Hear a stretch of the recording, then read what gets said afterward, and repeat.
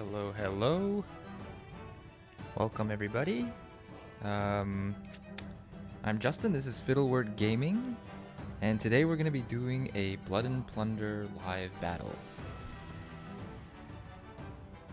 So, yeah, if you're new to the channel, watching this on replay,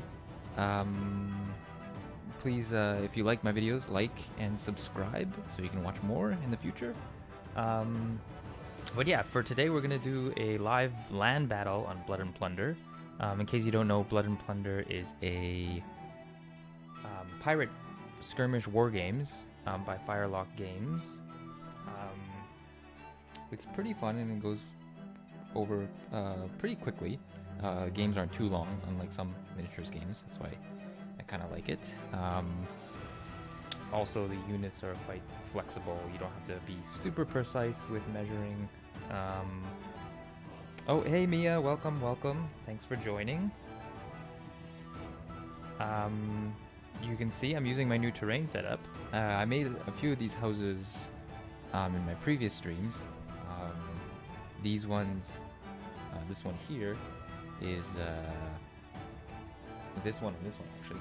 Those are a few DIY projects I made with just foam board and pizza box lid, and these ones are from ones I bought. These three kind of with the redder roofs. Those were from foreground terrain. So I was excited. I built them and then put the stucco on and everything and terrained them up, and now I'm excited to play with them. And here we got just some Dwarven Forge mountains and dungeon tiles, and then to kind of blend it into the terrain mat, I got some bank pieces from the Caverns line. Dwarven Forge they're basically dungeon tiles for Dungeons and Dragons. But yeah, they work well with war games too.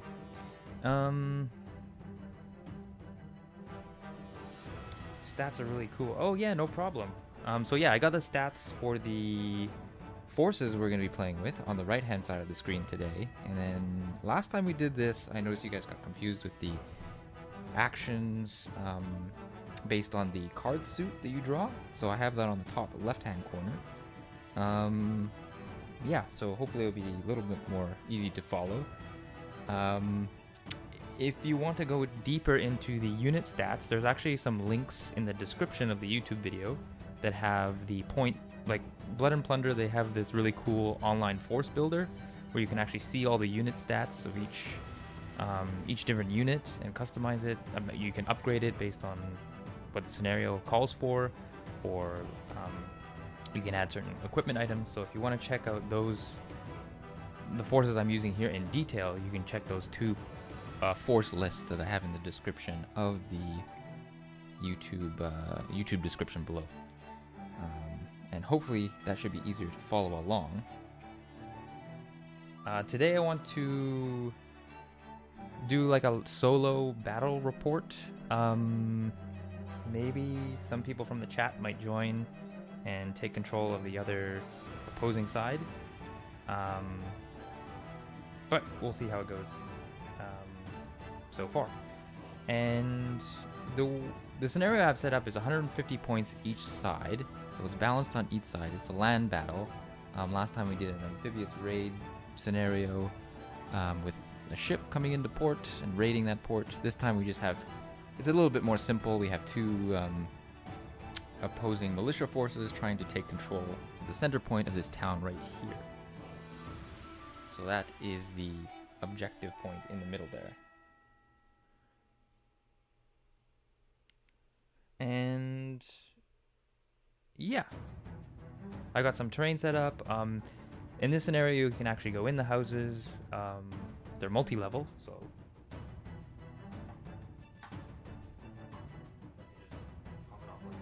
pop it off like that.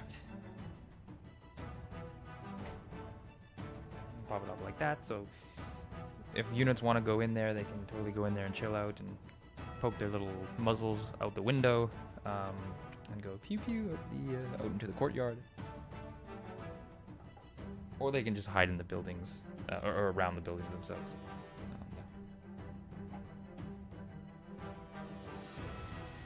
Yeah. So Blood and Plunder uses something called structures to define everything that's basically not open land or terrain is a structure. So a boat is a structure, a type of structure, a castle, a fort, and houses, as you see here, they're all considered structures, and they have special rules. It's not too complicated, but they have different rules once you go inside them and whatnot. And they can be, in this scenario, we probably won't burn any down, but in certain scenarios, you can actually, like, the point of the scenario, the objectives are to burn them down or to blow them up or shoot them with cannon fire. There's a number of different ways to interact and destroy structures. So, to explain each force, on the one hand, we have the French Caribbean Militia. On the left-hand side over here, if I pan the camera, you can kind of see more of the units. We got 4 units on that side. We have the Buccaneers. Maybe I'll zoom in when I'm doing this too.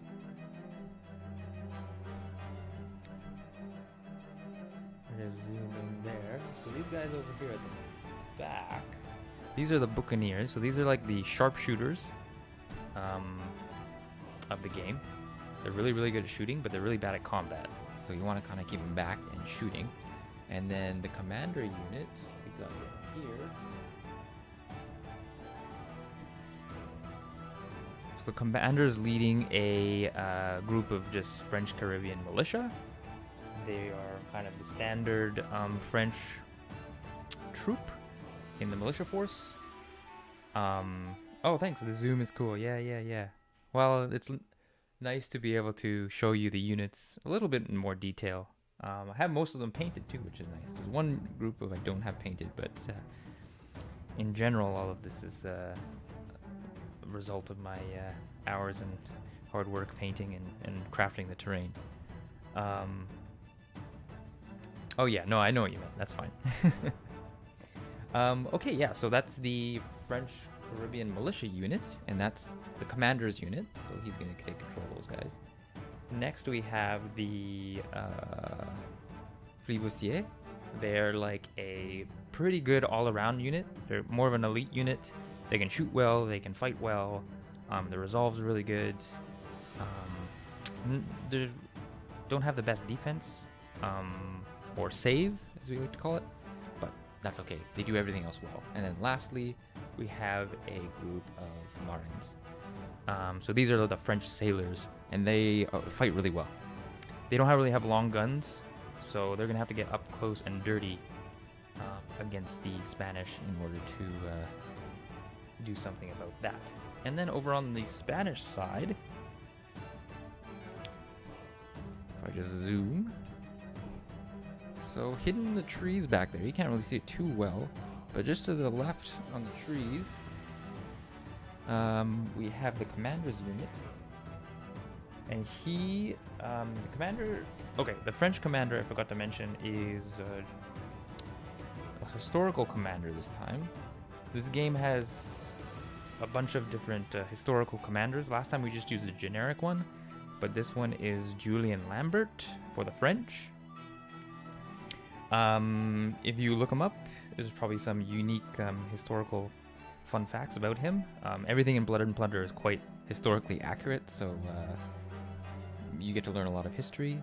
If you pay attention, that is. Sometimes I forget, so I forget who Julian Lambert is exactly. But yeah, he's the French leader in this scenario. He has a command range of 16 inches and 2 command points. Oops. There we go. And then he has a few special rules which we'll go over when we have to use them. The Spanish historical commander is Cristobal Arnaldo. He's a guerrilla commander. He's a range of 12 inches, and you can just see it there, and 2 command points. So he is on the Spanish side. And he is controlling a group. His unit that he's attached to is a group of hostigadores. They're Spanish kind of a Spanish core group unit. They have fairly decent fight save, but they're not the best shooters. They're just so-so. But there's like 8 of them with them, so should be okay. Then we have the Spanish version of the sailors, the marineros, which are just in the center there. If you can see that group. What do I mean save? Save is when...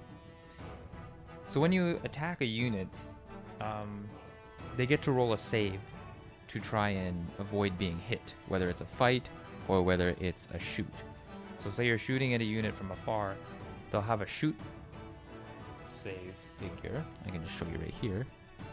You can notice on the side of the screen, but also on the card here, you'll see the fight save is 7 and the shoot save is 6.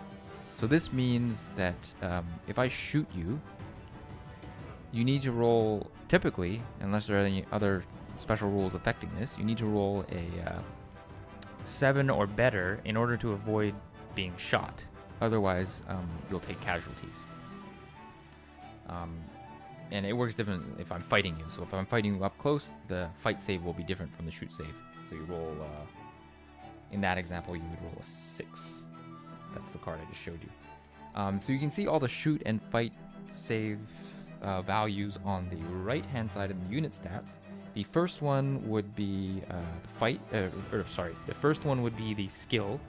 So that's what the unit would need to shoot someone else. And then the save is after the bracket, and that would be the dice, the number you need to roll in order to save. Everything uses d10s when you are these d10s here when you are rolling for shoots and saves. D6s you just use for markers typically, but d10s, so 10-sided die, you would use for every shoot save and every shoot test. In fact, most tests and most shoot saves. Anytime you're shooting or fighting or defending or trying to do something crazy like change the rigging on a ship or something like that, you'd use d10s to determine if you're successful or not. So yeah, all the dice rolls are based off, or not all, but most dice rolls are based off d10s. So yeah, in the center here we have the marineros, and they're like a good melee unit for the Spanish. The Spanish have something unique to them, well, maybe not unique to them, but pretty iconic of them is the ruthless special rule. That means when they cause fatigue on if the unit they're attacking has more fatigue than they do, then they get a special bonus to their die roll. And we'll cover fatigue a bit later. Fatigue is like you get fatigue when you get shot, and people fight against you. Every time you get shot or you get fought against, it kind of batters down your morale, and if you fail some tests, you will have to make, or you will gain fatigue. And you can get rid of that fatigue by rolling other tests, but you don't typically want to get too much fatigue. It's really painful. Okay.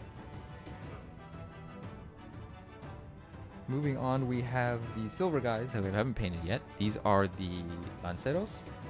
So they are like a pretty decent Spanish melee unit. So again, they're more of a... they don't have guns, so they can't shoot, but they can fight really well, and they got sorts of sneaky rules that they can like kind of go in and out of combat, and get up close and personal. Lastly, we have the Milicianos Indios. So, whoa. Right there. The Indian Militia is what they're called.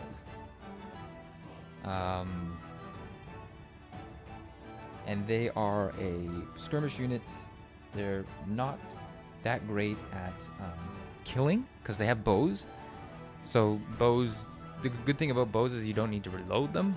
You'll notice with the other units with muskets and pistols, you need to reload them, and it takes some time before you can shoot again.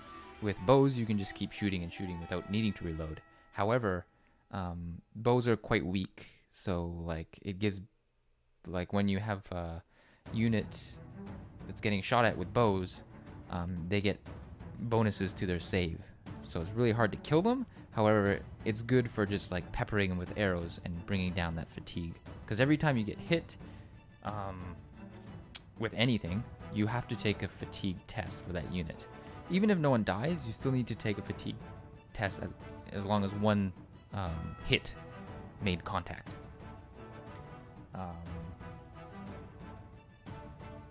No, it's not the Indian versus Spanish troops. The Milicianos Indios are part of the Spanish.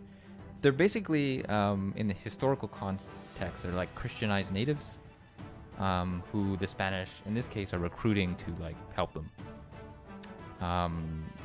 defeat or take control of this city or this town in the center. And they're fighting so it's the French versus the Spanish here.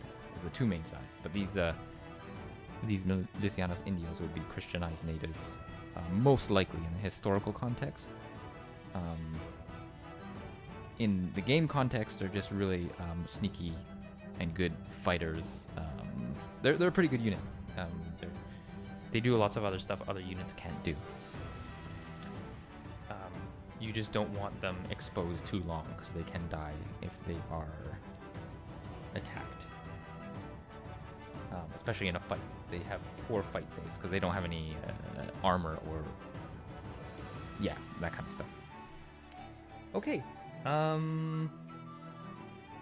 So maybe we'll get set up. So I have the units kind of set up. The cool thing about this scenario is it gives the...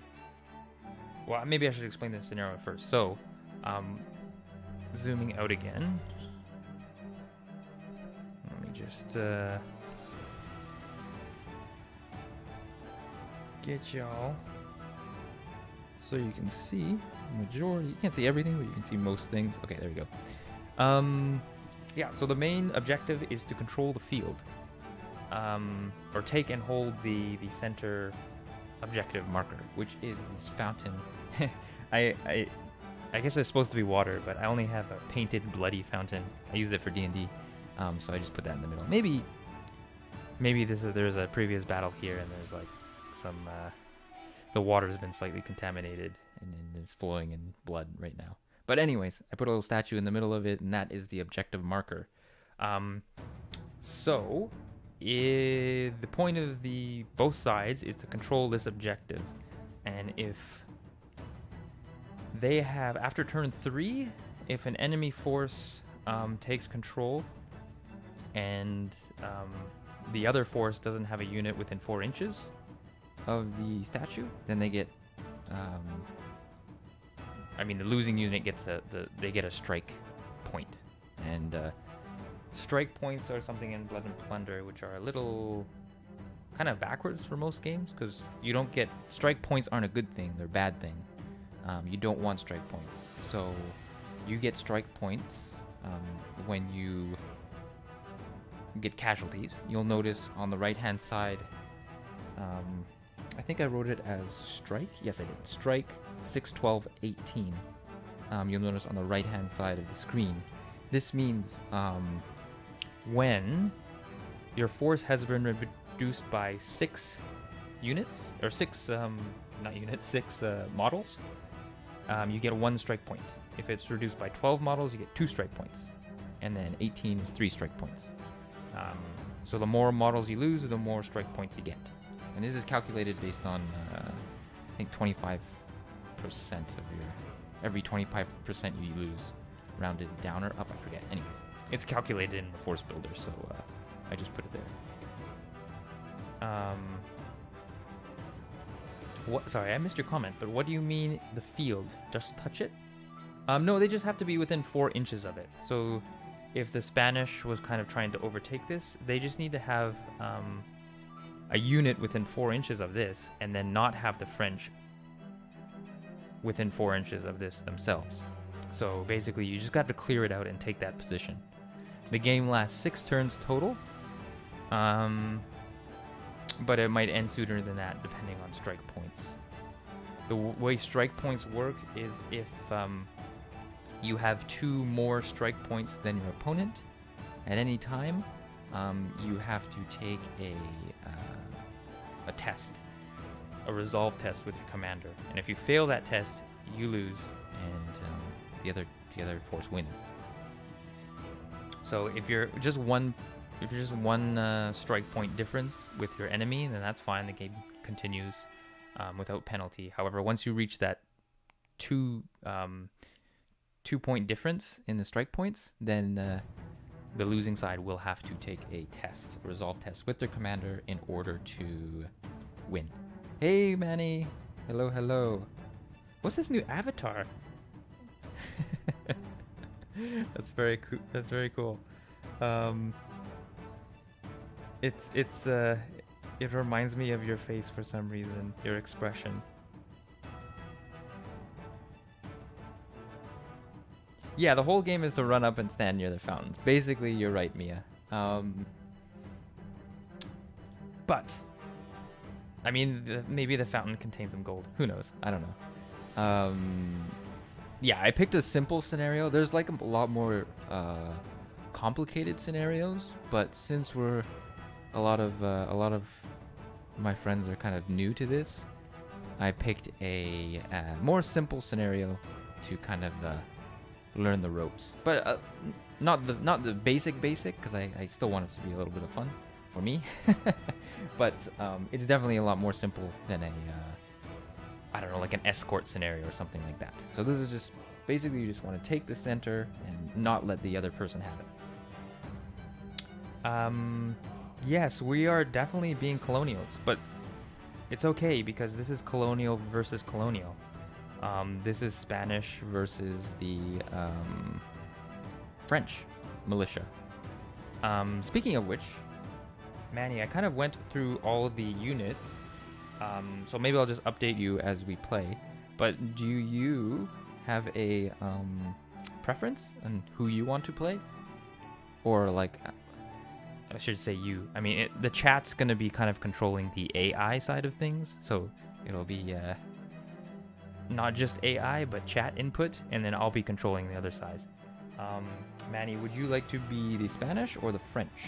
The French are better at shooting, typically. The Spanish are much better at melee, in this case.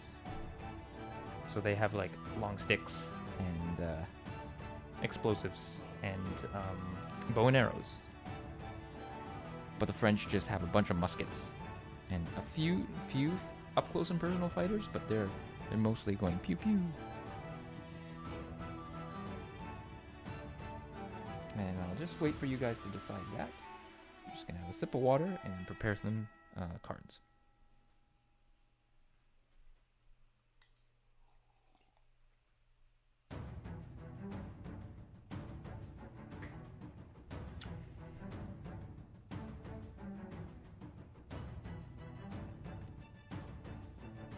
Yes, I did say they're using natives. Yes, they are using Christianized natives, the Spanish.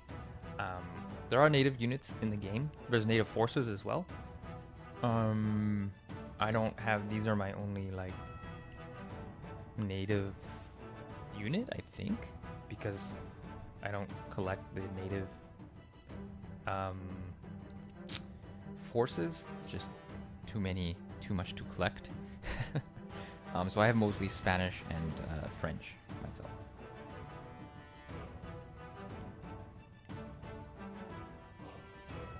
Yeah, you can run into the houses. Let's go with the Spanish people. Okay. So you're gonna go with the Spanish.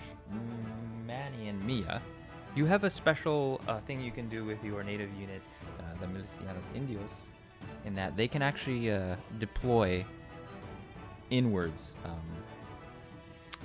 They can actually deploy ahead of the whole group. So the deployment's kind of stuck for most of the units, but with your Milicianos Indios unit here, you can deploy it with anywhere on the battlefield within 9 inches, no closer than 9 inches to the enemy unit. So I would say, so like on this side of the house. Yeah, kind of from this point over, this way. behind the white tape, you can deploy your Milicianos Indios unit. They have to be prone, because they're kind of like crouching down, going to surprise the French. So if you have an idea where you want to put them, again, they're not very good. You don't want to get them into combat because they're not very good at fighting up close. I mean, they're good at fighting up close, but they're not good at defending up close. So they will die if I get to them and can stab them. But they're really good at shooting from a distance and kind of fatiguing me with arrows.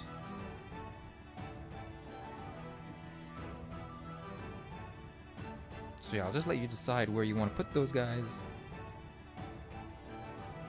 Sure, we can say they're not forced to be Christian. We can say they're just helping out. Maybe they're allied. Maybe they're just allied with the Spanish in this case. Your shooters are in the trees. So your main shooting unit is over here. If you can see where the tape is.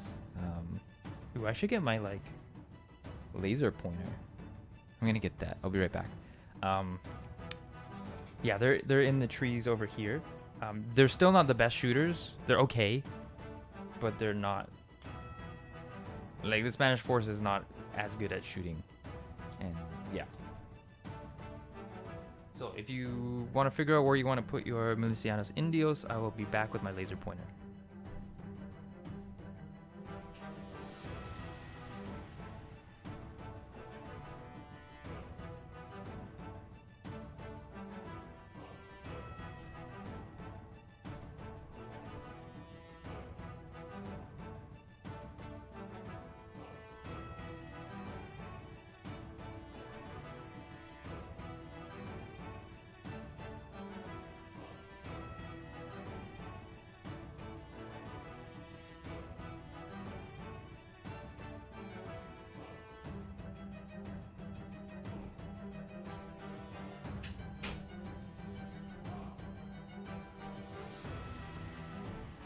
Okay, I'm back.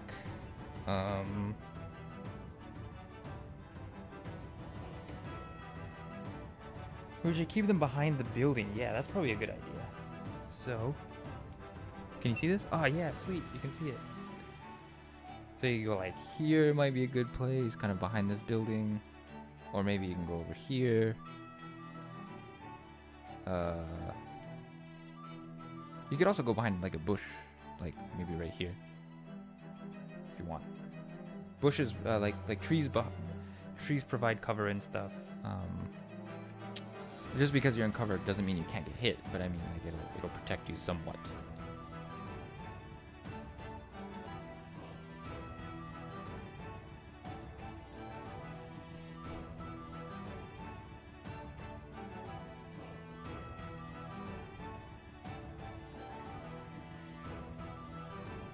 So yeah. All right, I'm going to put. I'm gonna shuffle these cards because we have to deal with these. We have to do these anyway. So I'm gonna prep the playing cards. I'll just put this over here.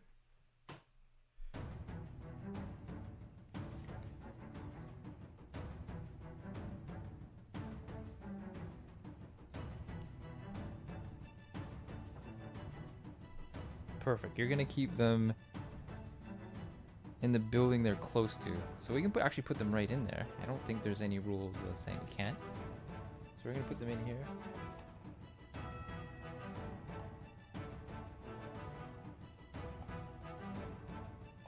They can shoot out the windows, so there's a window on this side, and there's a door on this side, and there's a window on this side. There's nothing on this side, so they can't shoot this way. But they can shoot outwards this way, and they can shoot through the door if they want. But currently they are prone.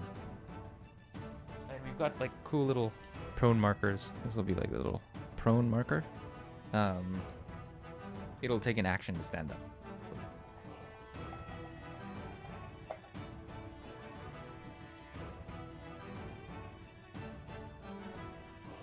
Perfect, perfect. Okay, so I've dealt our cards for this turn. you're gonna be Spanish, so I'm not gonna reveal these. I'll reveal mine. And let's see what I'm gonna do. I'll show you my cards, because I mean, it might be kind of cheating against myself, but it's basically solitaire with friends. Solitaire with friends, that doesn't even make sense. But anyways, these are my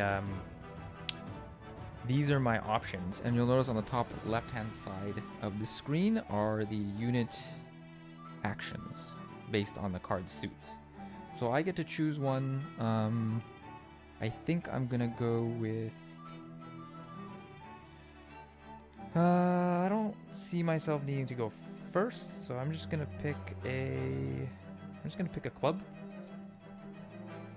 I'm gonna pick a 3 of clubs, and then you guys will reveal your top card, and you got the Jack of Diamonds. So you guys actually get to go first. Just to let you know, your Milicianos Indios, there are trained. Your Lanceros, the guys with pikes, they are veteran. So they have more actions per card. Hostigadores are trained as well. Oh, I'm sorry, they are veteran as well, because I upgraded them for this thing.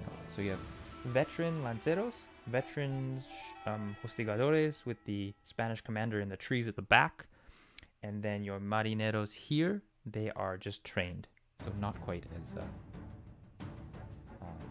skilled, as well as your Milicianos Indios. Yeah, so the 6-7, Mia, is the 6 would be the test. So say if it's under fight, so for example, if it's fight 6-7, 6 would be the number you need in order to roll a successful fight attack against someone. So just to show you here, say I've got 3 guys. I know I got more right now, but say I got 3 guys and they're in a fight, a melee fight, up close and personal with another unit, and they're trying to like cut them. So I roll 3 dice, and then anything that's 6 or higher would be successful. So that's a 10. So these are all successful because I got a 9 and 2 10s. So that would mean I have 3 hits against the enemy. And now the enemy would roll their save, which is the second number. So for example, if it's a fight 6-7, the 7 would be the save on the other unit. So they would roll against those 3 dice. They'd have to roll 3 because I hit 3 times. And they would need a 7 or above. But I only got 1, so they would take 2 casualties. So I got a 5, a 1, and a 7. The 7 clears, the 7 saves the hits. The 5 and the 1 do not save, hence they die. So that's basically how it works. Perfect. I'm glad that makes sense. Yeah, I know we've only played once before, and it's gonna kind of be a little bit confusing. But if you have any questions, just let me know, and I will explain as we go. So you guys got a jack, a diamond. So this means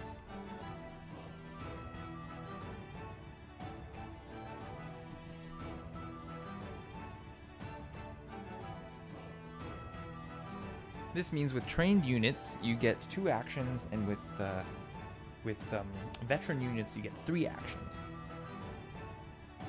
So perhaps, I mean, it's kind of good to use this on a veteran unit because it's efficient. So we could either activate the Lanceros and maybe move them up, or the Milicianos Indios.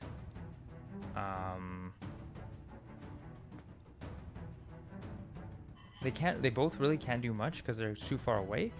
But I don't know if you want to position the Milicianos Indios better, or if you want to just move your Lanceros up forward. It's up to you. Let me just see.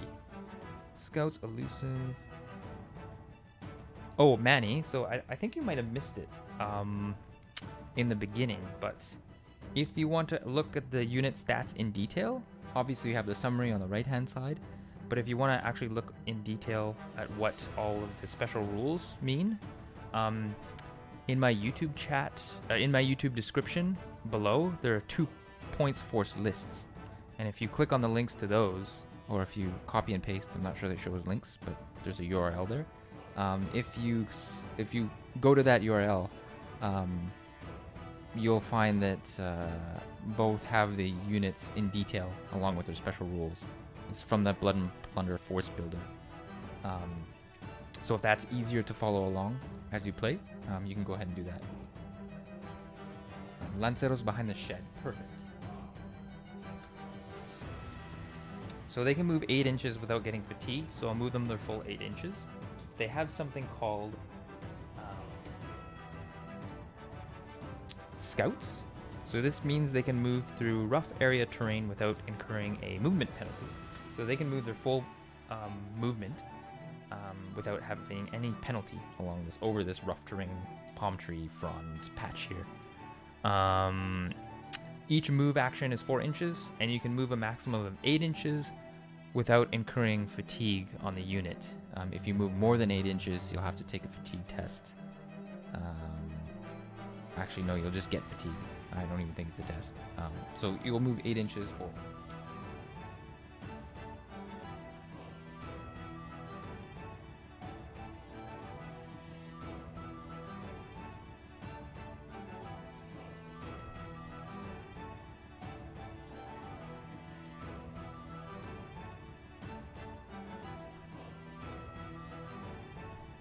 So that would be 2 actions, 1 for moving and then 1 for moving again. You have 1 more action, but you can't really use it. Maybe it wasn't a good idea to use this, but that's fine. Because you're just too far away to poke anybody. Oh, perfect. I'm glad you have it open. Perfect, perfect, perfect. Okay, so it's my turn. I am going to move with a club. What do I want to do here? I think I'm gonna get my...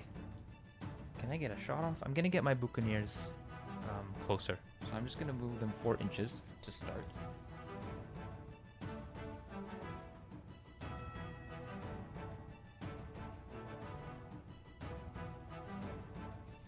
So they're just gonna move up.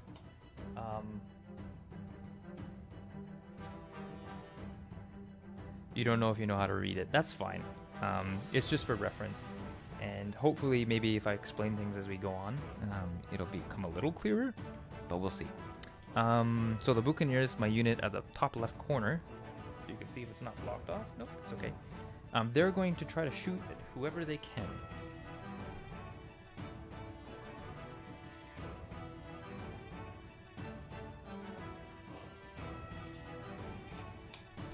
But they cannot because they are way too far away. That's fine. They're just going to move there. Actually, they're going to take 2 move actions. So they're going to move another 4 inches just to consolidate behind the barrier.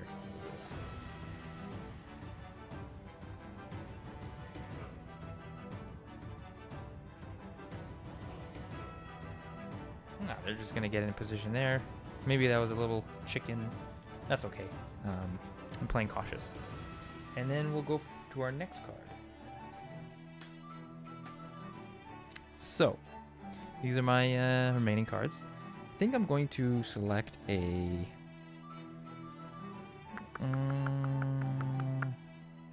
yeah, I'll select another club. Sure. Yeah, let's do that. Sure.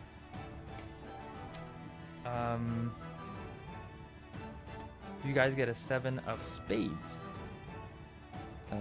Yes, 7 of spades. So you guys get to go first with your 7 of spades.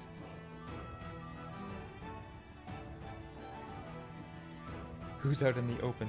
Oh yeah, that's your marineros. They're out in the open right now, so maybe you want to move them pretty soon. I don't think they're in range. They're not quite in range yet. They're 28 inches away, but as soon as they get in, I mean, they're over 28 inches away. They're like 30 something. But as soon as they get within 28 inches of my Buccaneers, then they'll be in range. I might not necessarily shoot at them because I might want to wait till you guys come closer, but yeah. Okay, please move them. Okay, I'm gonna move them.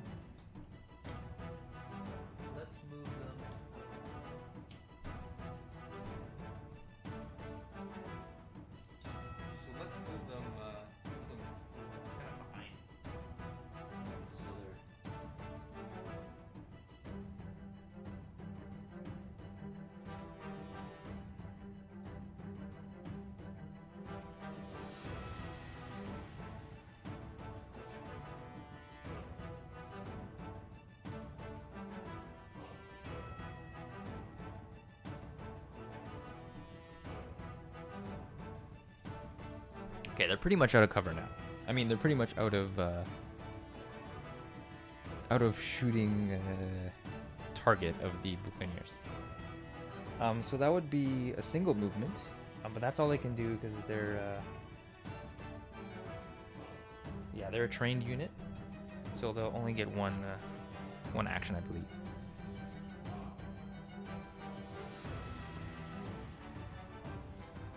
Which takes us to our next card.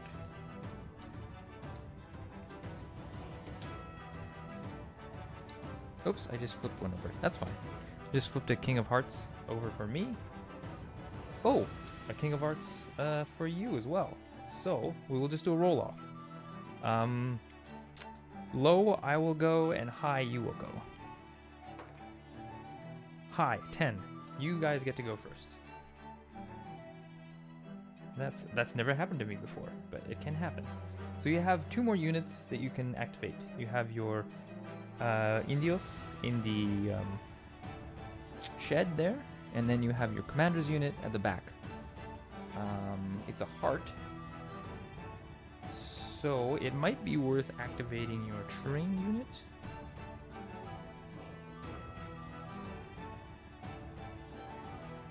Yeah, it's 2 actions regardless, so it might be worth activating your Indios and at least get them to stand up, because they can't shoot right now.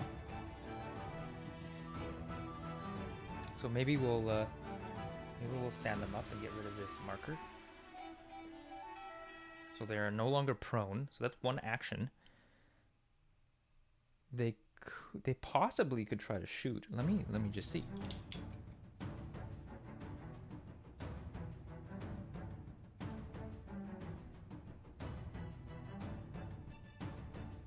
So they're 16 inches away from the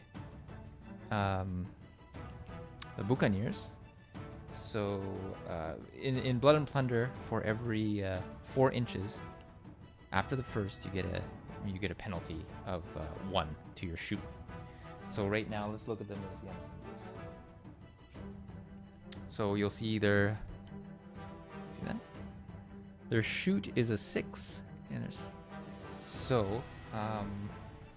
they're within, what did I say, within 16 inches?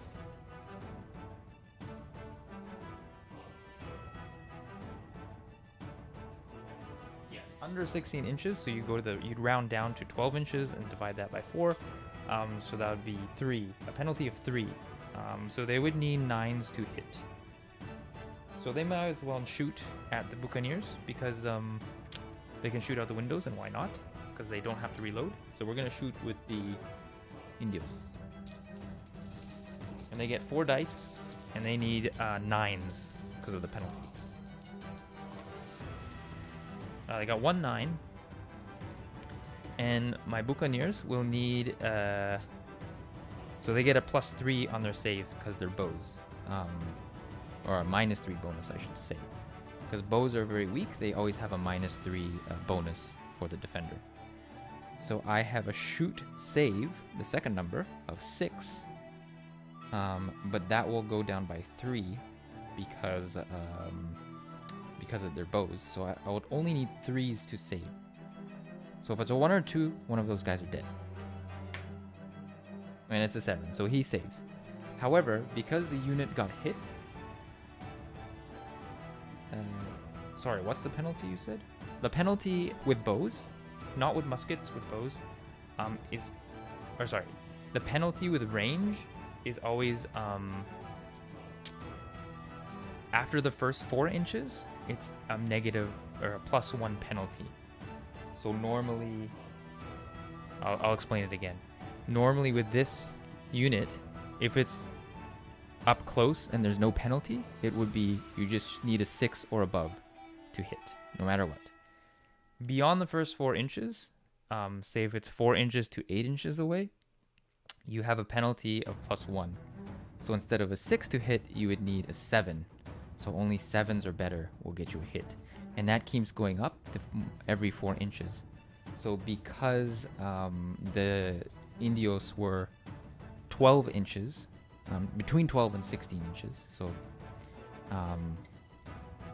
the kind of way it works is if it's, you find the range you're at, you go down to the nearest a multiple of 4. So in this case, it was between 12 and 16 inches. You'd round down to 12 inches, and then you divide that by 4, and that gives you a penalty of 3. So I added 3 to their shoot value. So instead of 6s to hit, they needed 9s. And that works for every unit. Every 4 inches after the first 4 inches, you get a +1 penalty. And this stacks until your range is until you're out of range, basically. Perfect. Yeah, I know it's a bit confusing at first, especially with this game, because I know a lot of war games you get +1 bonus, but this game it works as in if it's a negative number, that's a good thing. If it's a plus, it's a bad thing. It's kind of weird, but anyways, you managed to score a hit on the opposing unit. However, they saved everything, but no matter what happens, even if they save all their guys, they still need to take a resolve test if they get hit. So the resolve is 6. So I'm gonna roll this, and I need a 6 or better for the Buccaneers. I rolled a 1, so I failed my fatigue resolve test. So that means I gain a point of fatigue. And then I'll mark that with this little die here. See that? So I'll put that on them. So now that unit has a point of fatigue. And what that means currently is no penalty. They can act as they would before. However, if that unit goes up to 2 fatigue, they're going to get -1 actions. So instead of 3 actions, for example, if they got a club, they're going to have to only get 2 actions. They can only use 2 actions. So every time you get 2 fatigue, your unit loses an action, which is a big deal. If a unit gets 3 fatigue, then they have to either go prone immediately or run away 4 inches. Until they can rally. So rally is another action you can do. Instead of shooting or whatever, you can choose to rally as an action. And that means you can roll a resolve check again. So for example, if I wanted to rally, I'm not going to do it. This is just an example. Okay, I got a 4. So I failed again, so I wouldn't get rid of my fatigue with my rally. However, if I rolled a 10 during my rally check, I could get rid of that dice. And you can do this anytime you want with a unit. Once a unit it's called shaken, so once a unit gets 3 or more fatigue, that unit can really only take rally tests until it becomes unshaken, until it gets 2 fatigue or less in order to be functional again. Otherwise, it has to rally just to try to get rid of that fatigue in order to calm themselves and regain their nerve. So yeah, that unit has 1 fatigue, which is unfortunate for me, but that's okay. You stood up and shot, so that's your go. You can't take any more moves. That's fine. I will go, and I have, which unit did I not activate? I activated the Buccaneers, and I activated oh wait, maybe I didn't go last time. I forgot to go because all my units are over here. You guys want 1, 2, 3? Okay, I'm just gonna move my. I was just gonna move my unit from before, so I'll do that first, and then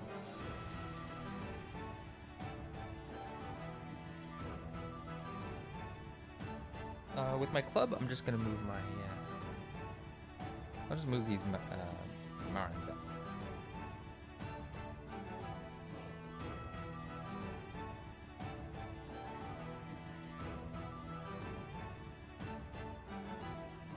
And I'm just going to move them up 8 inches. Oh, hello, Mellow Minis. Yes, we are learning Blood and Plunder. Welcome, welcome. Yeah, we're just starting the battle, pretty much. We have we're at turn 1. So we just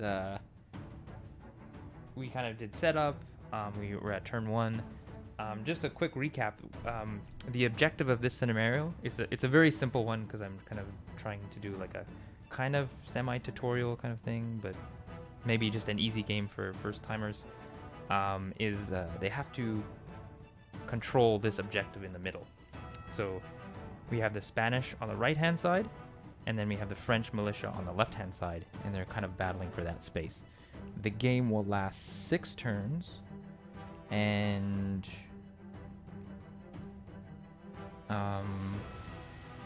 but it might end before that, depending on how well one side does. But definitely will end at 6 turns. Okay. So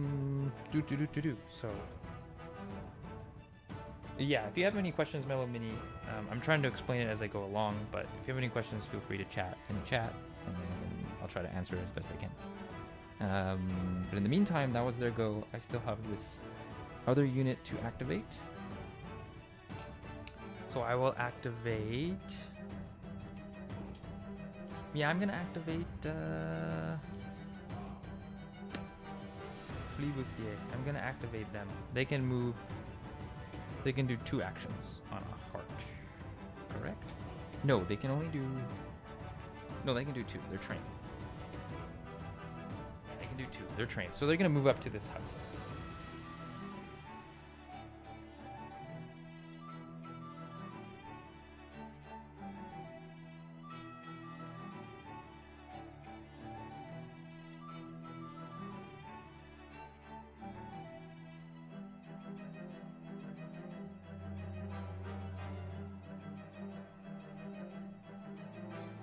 Alright, so they moved up to this house here.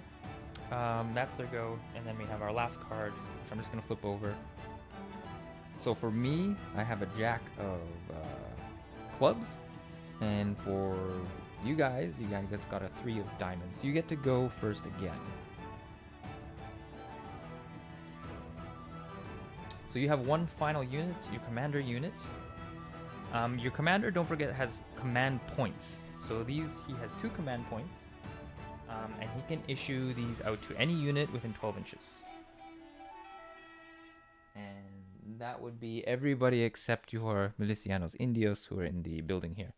But any of these 2 units, right here and right here, or your unit yourself, you can issue a command point to. And a command point is basically just another free action that you can give. Okay? Music is giving Jack Sparrow vibes. Yeah. I'm actually having trouble with my music these days. So I'm just trying. I found this royalty-free, copyright-free track that I just keep looping. I tried Pretzel Rocks, but it kept crashing. I couldn't get it to work. Didn't play my desktop audio. It's kind of a nightmare. But for the meantime, I have this track looping. Your commander has 2 command points within 12 inches. So you drew what, a diamond? So you actually have a lot of actions you can use right now. So you can use 3 actions yourself as your unit, because you drew a diamond, and that's a veteran unit. And then you can dole out or dish out 2 command points to this unit and this unit. So you have 5 things to do this turn. Maybe we'll start with your commander's unit. What do you want to do? You can move closer, I guess. I don't think you can shoot yet because I'm being pretty sneaky. Just to let you know, this house here, this house does not have a back door. However, has windows you can crawl through. It has a window on this side, and a window on this side, and a door at the front. Does not have a back door. This building in the middle, the tall building, has a back door. However, to get up to the stairs, you need to come to the front. This building here does not have any doors or accessible windows except for the front here, kind of you can see on the camera. The back side of it has no doors or windows, and these two sides have windows, but you can't you can't go through them.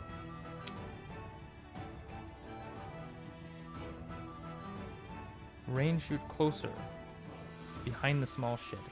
Perfect. I'm gonna move them up 8 inches. So that's 2 command points. Or sorry, not command points. That's 2 actions.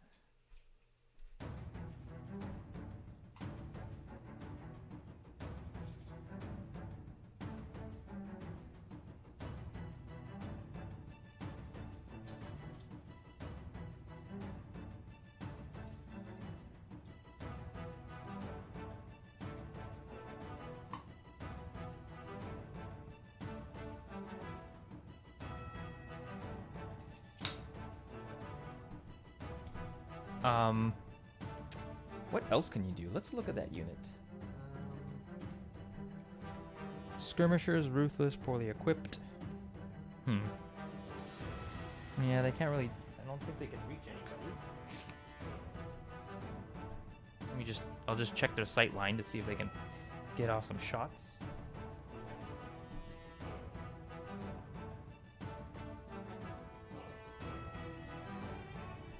No, they can't really reach anybody this turn. However, they can pass out command points to these guys, and I'm not sure where you want to go with them. You can move them. You can move. It's probably the smartest thing to move these guys at this point, but you can move them wherever you're kind of thinking about. Now, keep in mind this on the back side of this shed. You see right here. You see that? There's a little barrier there, so there's some cover there if you want to go that way, but there's also cover on this side if you want to go this way.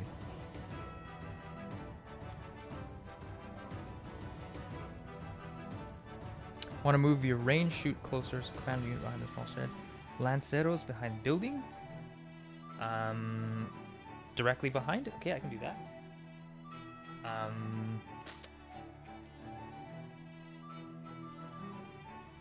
Okay, we'll just move them direct.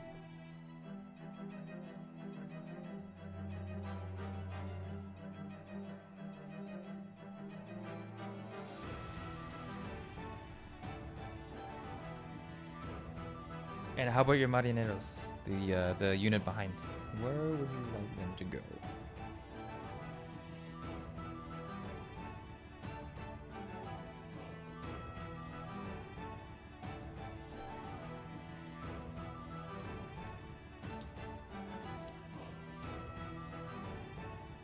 Oh, thanks, Mellow Minis. I mean, yeah, it's fun. The reason why I kind of like to do this is because I played some solitaire battles myself, and it was okay. I mean, like Mia doesn't play so much, so I do it on my own. But playing over with actually people in the chat is much more fun. Second behind the cover. Manny, do you want the cover, the southern cover or the northern cover? Because there's cover on both sides of the building. So you could kind of go for either way.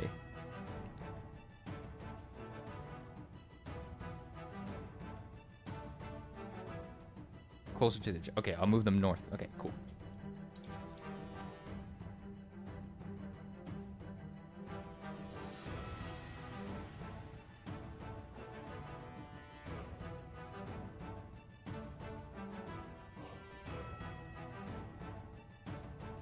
I'm actually going to move your Lanceros a bit closer this way.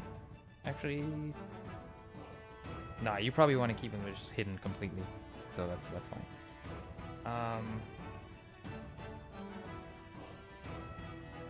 No problem. That's very clear. Closer to the objectives is super clear. So, don't feel bad about that at all. Okay, and that's the end of the first turn. So, we have this going. So I'm gonna draw more cards for next turn. Oh no, I gotta go. I keep forgetting my own units. So I have my commander's units. Yeah, I'm giving you guys like advantage maybe. Yeah, I have my commander's units all the way over here, so I'm going to move them. And I activated on a club, so they'll get their full... what are they, inexperienced?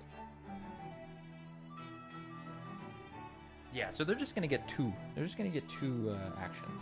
But I have my commander, so I can do sneaky stuff. It's not looking good for cover for me. Maybe I'll just bolt. Ooh, that's dangerous. Nah. I'm gonna be.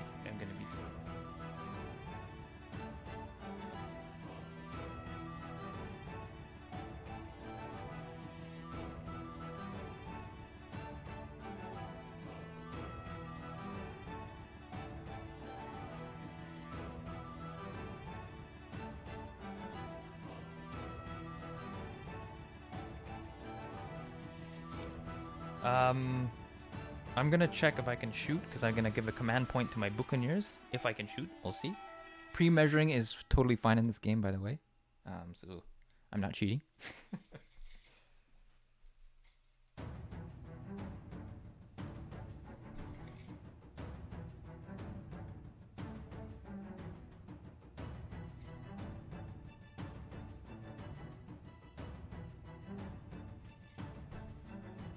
Yeah, you're just under 2 feet, so that will be a range of 20 inches rounded down. Meaning I will need, what is their shoot value?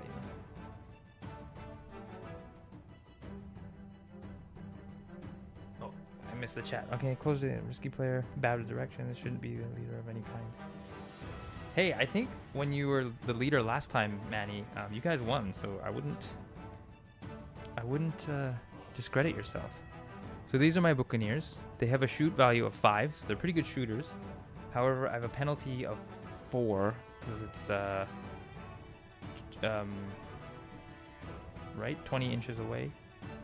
Yeah, I said just under 2 feet, so I round down to 20 inches. Mellow Minis, the way range works in this game is every 4 inches after the first 4 inches gives you a penalty of 1. And that just keeps stacking until you're kind of out of range and you can't, I mean, your penalties outweigh your guns unless you have special guns. So because that I'm shooting at a unit that's between 20 and 24 inches away, the way it works is I'll divide 20 by 4 because it's like every 4 inches. And that'll give me a penalty of 5.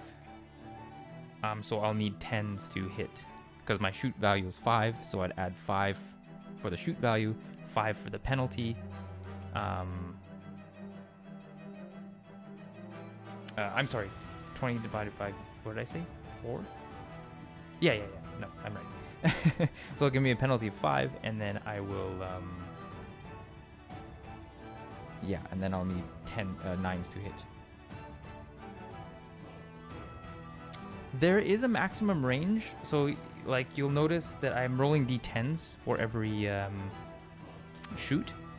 Once you get past them, so for example, I'm almost at maximum range. Say the penalty was like 6 or something because they're just way too far away, and then I'd add my shoot value with just 5, so that'd be 11. So technically this would be out of range unless with most guns, but with muskets and Buccaneer guns, they have special ranges. So Buccaneer guns, they can shoot up to 28 inches. And once you reach that max range, like if it ends up being 11, that just means it caps out at 10 and you just need 10 to shoot up to 28 inches. But beyond 28 inches, your range is gone. So those are the Buccaneer guns. With regular muskets, I think it's 24. I have the card somewhere to check. But with regular muskets, once you pass that 24 range, then that's the total range. With any other weapon, like pistols and with carbines and blunderbuss, your range is basically, once your penalties exceed 10, then you're out of range. That's basically how it works. My penalty is 4, my shoot value is 5, so I'll need 9s to hit your marineros. And I'm going to try to hit a few of them. So let's roll these. I got 4 guys and I'm rolling 4 dice. I got 1 9 right there. So you're gonna need, Marineros are gonna need to roll their save, which is a shoot save of 7. So they need 7s up. And they got a 3. So one of them dies. So I'll just take this guy in the front. He goes in the casualty pile. You'll need to take a resolve test now.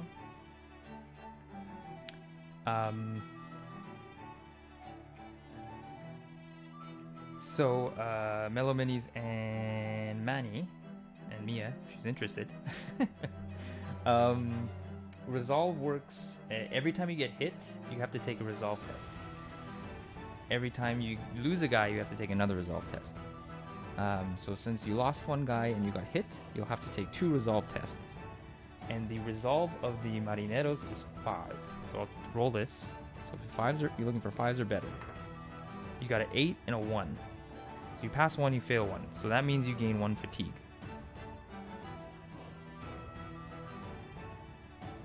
I'll just put the fatigue marker next to your minis there. Maybe at the back so you can see it. So now these guys, actually I think I can zoom in a little bit more because we're getting a bit closer. How's that? I'll make sure you can see everything. There we go. So you have 1 fatigue. Now 1 fatigue doesn't give you any penalty on actions or anything, but once you reach 2 fatigue, you'll get -1 action to any unit that has that has 2 or more fatigue. At 3 fatigues, you'll actually become shaken and you'll either have to go prone or run away.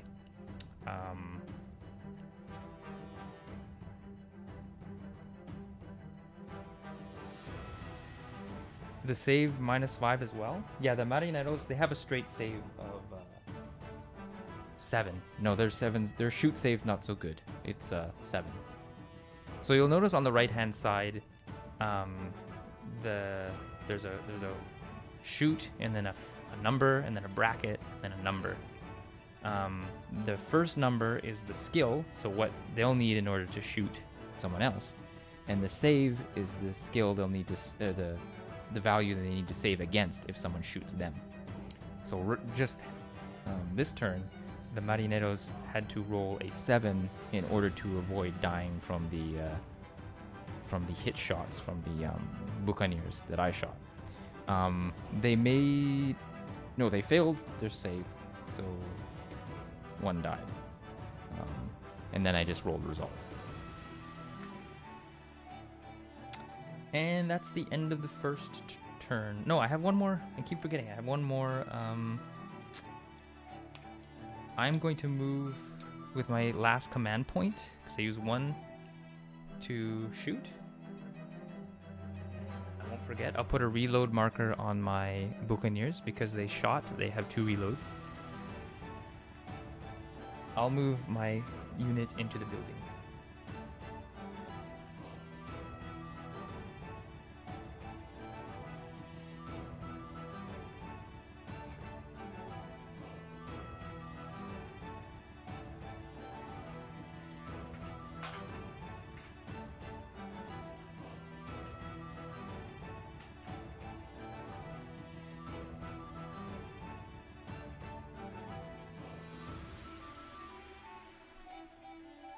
All right.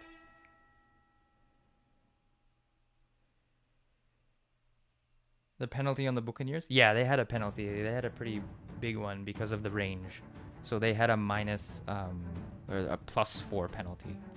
So their shoot value is 5, and then I added 4 to that. So they would need a 9 or better, and they rolled 1 9,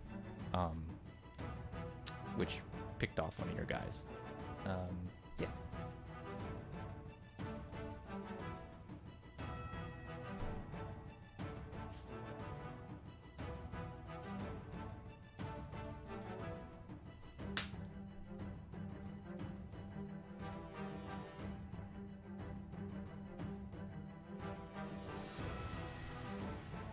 All right, we're coming out to turn 2.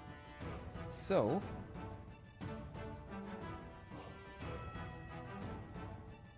most of it, like 25%. Yeah, no worries. There's a lot of rules, so I don't know. Just having fun with the placing units, I think it's good anyway.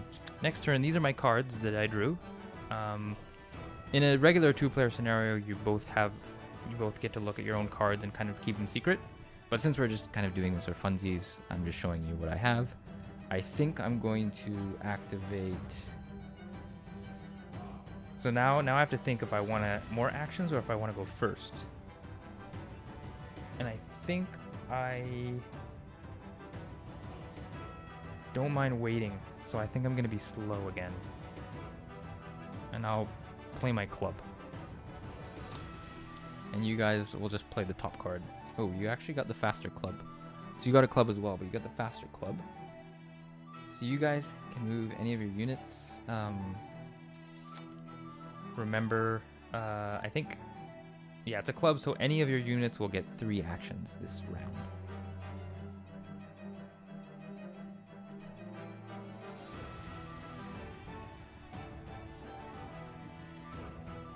Can you guys see okay?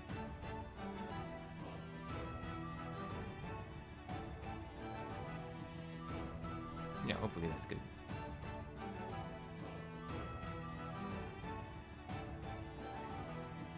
So yeah, you can move your lanceros, which are at the back. Whoops, at the back here. Your marineros here. Your commander unit here, or your milicianos indios, which are in the building.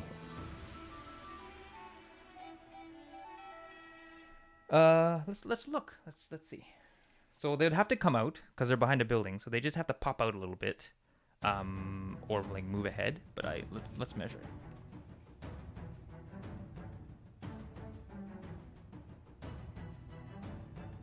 So they're currently just over 20 inches away, so they would be able to hit. They'd incur some penalties on their shoot. So you're probably looking at a. Ooh, sorry. One thing to mention about the hostigadores, your commander unit, is they have a special rule called poorly equipped, because they are the Spanish. If this unit activates on a club, it gains 1 additional reload marker if it shoots. Or if it gains any reloads during the activation. So if you do shoot with that unit, you will gain an additional reload, so you have 3 reloads instead of 2. That's just for that unit though. I mean, you might want to anyway, but just to let you know.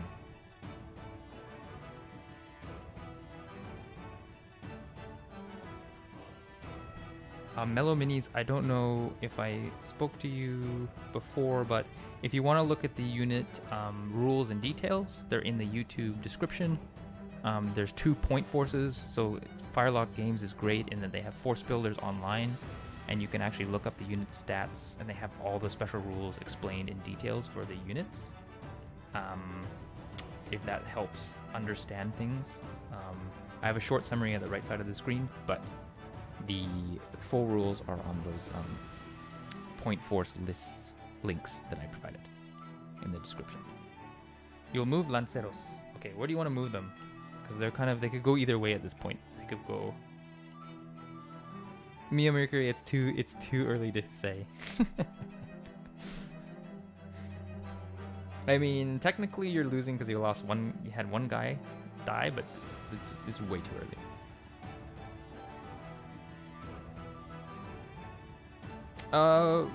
They can move in a straight line, but if you want to move corners, it's just like you measure and then you measure. So you'll measure like 2 inches this way and then 2 inches this way.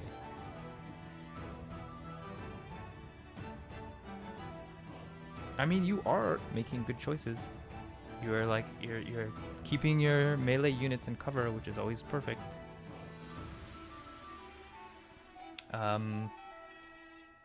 So yeah, you wanted to move your lanceros. Do you want to move them north or towards the objective again, or like kind of sweeping around the other side?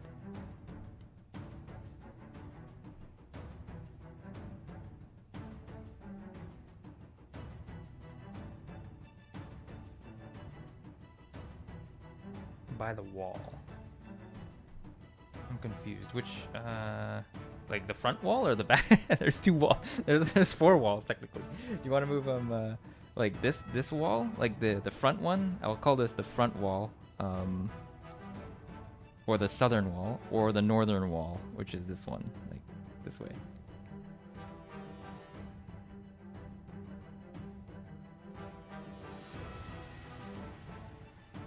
Okay, where the barrels are. There's actually barrels on both sides, but I'm hoping you mean, I'm guessing you mean here, I guess. Yeah, perfect. Okay, cool.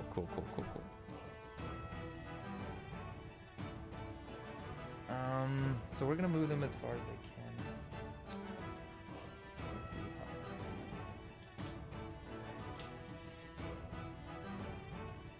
how. I might move them up by the bush because the cover doesn't matter. So I'm gonna move them up here actually, because that seems like a better move. You're just hiding behind this piece of, I don't know, this fern. It also provides cover. So in game mechanics turns, it doesn't really matter. So we'll just put you there because it's a bit closer.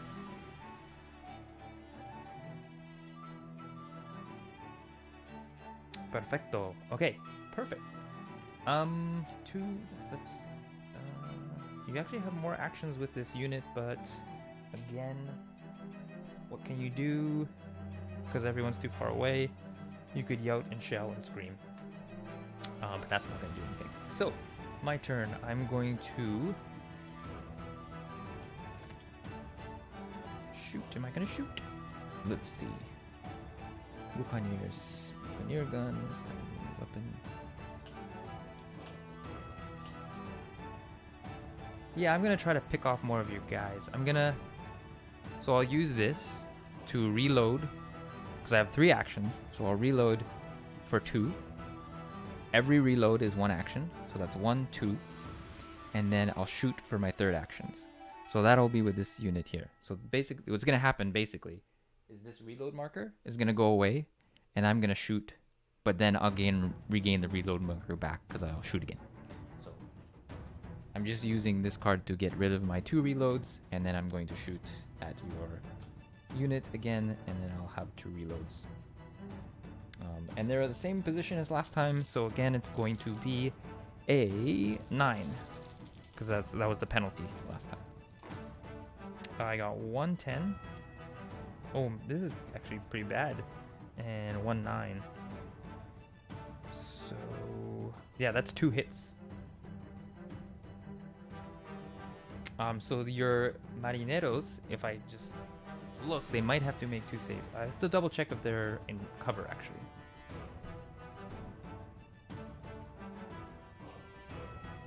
So yeah, sorry. Of course they're in cover, but I have to double check if they're if I can hit any of them. But I can. So they're gonna make 2 saves, and their save. If you look on the right-hand side, their shoot save. It's the number after the dash. It's a 7, so they're gonna need 7s or better on D10s, and they got 1, 5, and 1, 10. So one of them's gonna die, and one of them's gonna be okay. And we'll get rid of the guy without the blunderbuss because you probably want to keep that.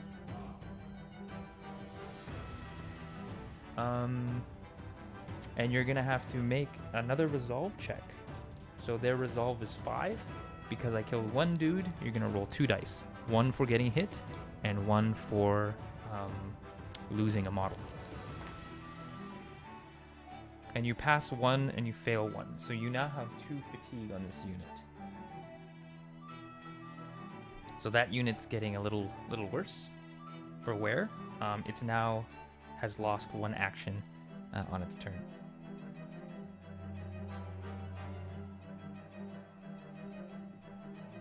And that is the end of that round. I'm going to figure out what I want to play next. I just played my Buccaneers. I'm going to figure out what I want to do.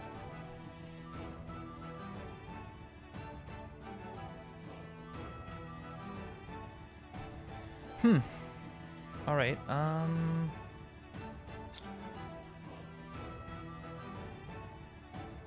don't know what to do. I'm just gonna play. Yeah, I'll play this. I'll play this. Play this one. I'm gonna play Heart.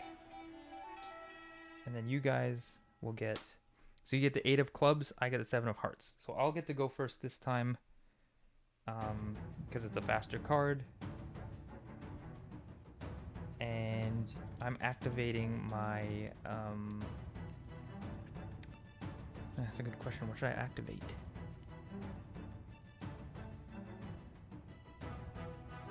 I'm gonna activate my commander's unit. Yeah, I'll do that.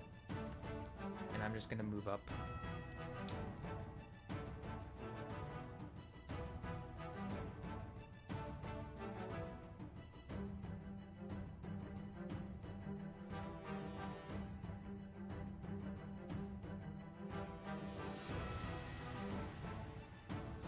I'm gonna assign a command point to my Buccaneers.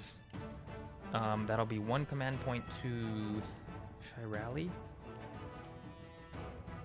No, they're fine. I'm gonna reload 1. So that'll be 1 command point to reload, and I'm gonna 1 command point my Marines down here, and then just gonna shuffle along.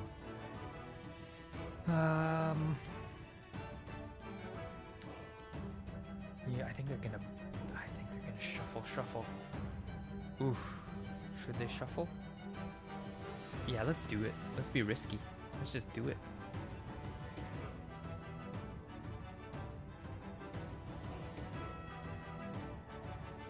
We'll get a little bit of cover from the bush if your Indios try to shoot them anyway. That's fine. Alright, you guys get to go. So you have a club. So you have another action loaded card. So no matter what unit you activate, you'll get 3 actions. Oh, sorry, except for your Marineros, because they have the fatigue, they'll only get 2 actions. So what do you guys want to do? You have some options now. You can shoot these Marineros, these Marines with the Milicianos Indios. You can try to rush up with your Marineros. You can try to move your commander out or into the building through the window. Yeah.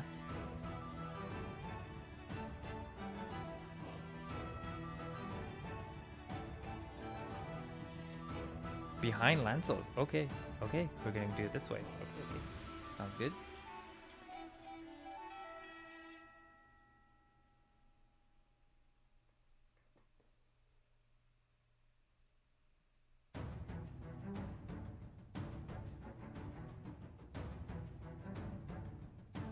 So that's 1 action. That was just a 4-inch move. For your second action, I might recommend rallying. So rallying, you'd roll to try to get rid of this fatigue. Might be a good idea.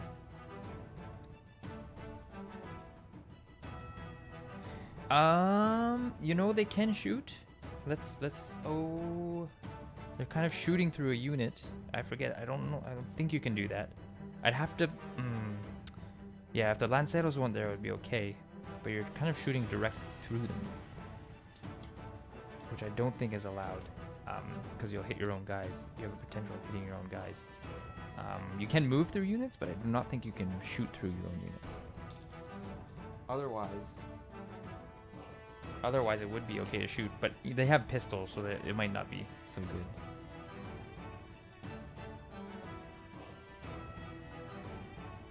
Okay, do the rally. We'll do the rally. So how rally works is I have 2 fatigue on this unit, right? And it's unfortunate because I just lost an action for that unit, or you guys did. So when I rally, I can roll 2 dice, or I roll 1 dice for every fatigue you have. You have 2 fatigues, so I'll roll 2 dice. And you need to pass a resolve check. So your resolve is 5, so you need 5s or better. And you get 1, so you go down to 1 fatigue. Which is good, because next time that unit comes around, unless they gain any more fatigue, they should be fine to have their full actions once again.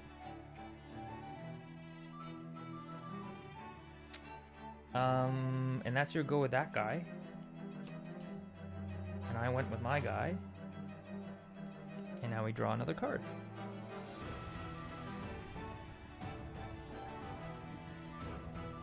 I'm just wondering if I want to be aggressive. You're kind of maybe not. Maybe I don't want to be aggressive. I might just shoot out the window. Yeah, let's just shoot out the window. I'm gonna shoot it. Can I even reach them? Let me double check.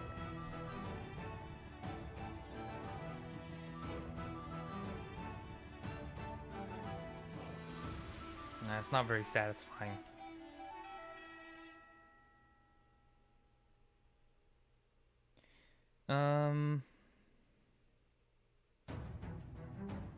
Damn. It's a bit of a pickle. Maybe I will... Yeah, you know what? I'm just gonna shoot out the window. Who cares?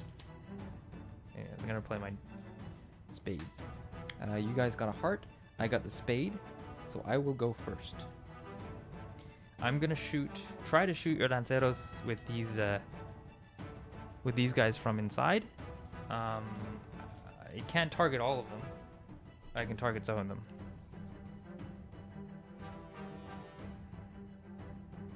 And you're 8 inches away, so that'll be a penalty of 2.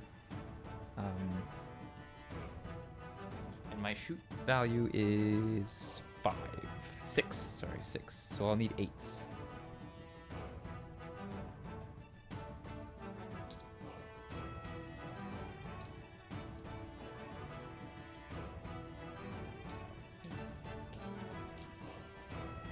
Two, 4, 6, 8.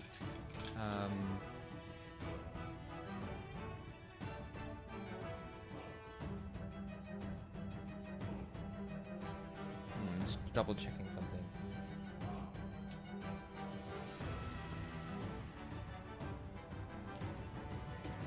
So yeah, I'll need 8 in order to hit, and we'll see what happens. Whoops.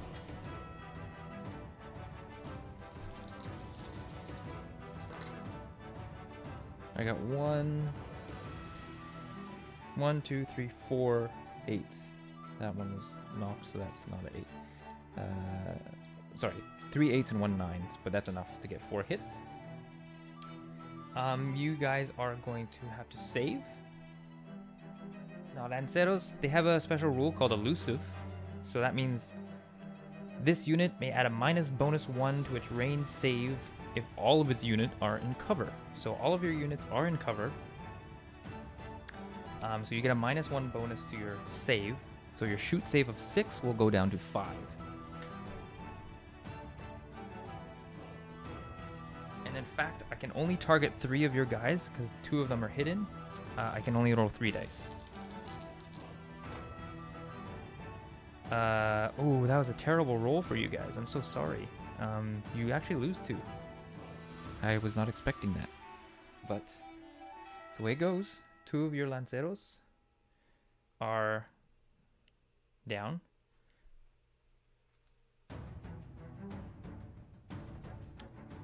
And you'll have to make 3 resolve checks because you lost 2 guys and you get 1 for getting hit. And your resolve is 5.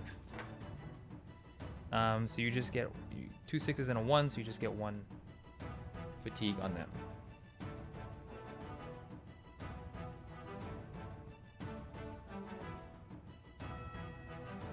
That's what happens when I do sneaky. Yeah, no, that's what happens when you don't roll well. I mean, that was... Oh, I have to check my reload. I have a special rule called fast reload. So I take a free reload action, but I still get 1 because I shot.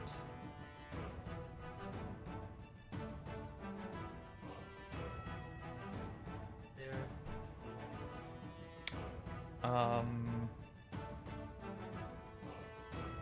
And that's all I can do with them.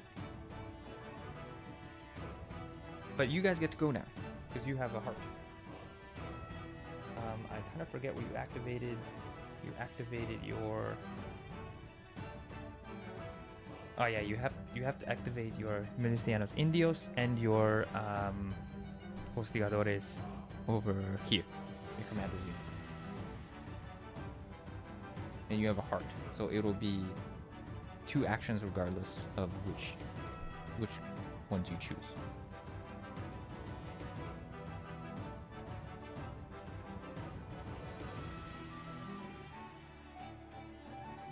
Yeah, the thing I like about this game is the actions. the fact that he uses playing cards, it's a little bit like gambling, which is kind of like, it feels piratey. And you can just use regular playing cards. You can buy the fancy cards they publish, but you can also just use regular playing cards. And instead of rolling dice all the time to see who goes first, I kind of like the card mechanic. Shoot at the bush, Indios. Oh, you're going for my Marins. Okay, let's do this. You're gonna shoot. So you only have a penalty of... Yeah, we'll give you a break. We'll just call it under 8. So it's only a penalty of 1. With your Indios. So that's 4 dice. And their shoot is a 6. So they're gonna need 7s because they only have 1 penalty. There's 2 7s I rolled and 2 4s. So 2 7s will hit.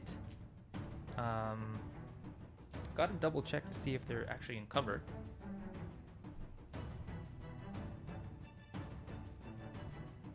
Yeah, some of my units are, so I'm gonna use... So the way it works is some of your units are in cover and some of your units aren't in cover. You can choose to assign what units or what model is kind of taking the hit. So I can choose like, oh, my units in cover are going to absorb the attacks instead of the exposed units. And that works for both sides, not just me. I'm not cheating. So they'll get a +3 bonus because of the bows. So their shoot save is a 7, and it's gonna go down to 4. So they're gonna need 4s or better. Okay, either one dies. So we'll take this guy over here, my first casualty, and they'll roll a resolve test. They'll roll 2 actually, 1 for getting hit and 1 for... And they fail. Rolled a 4 and a 9. So they get 1 fatigue as well.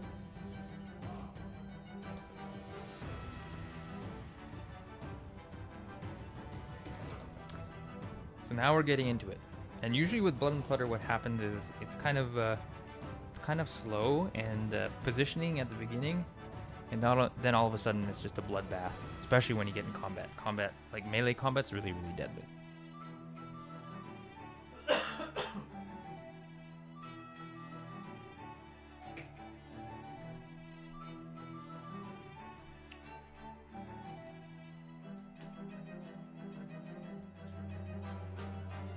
Alright, you guys get the jump on me, you get the spade. Your only unit is the commander's unit. However, you do have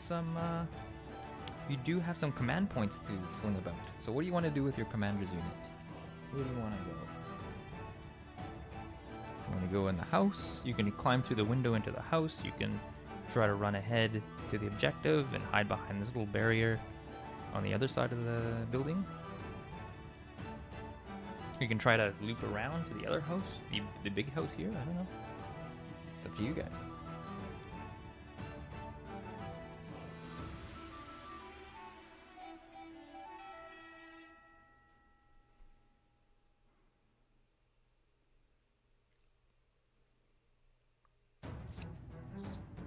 Just make sure everything's... Well, while you guys are thinking, I'm just gonna refill my water. I'll be right back.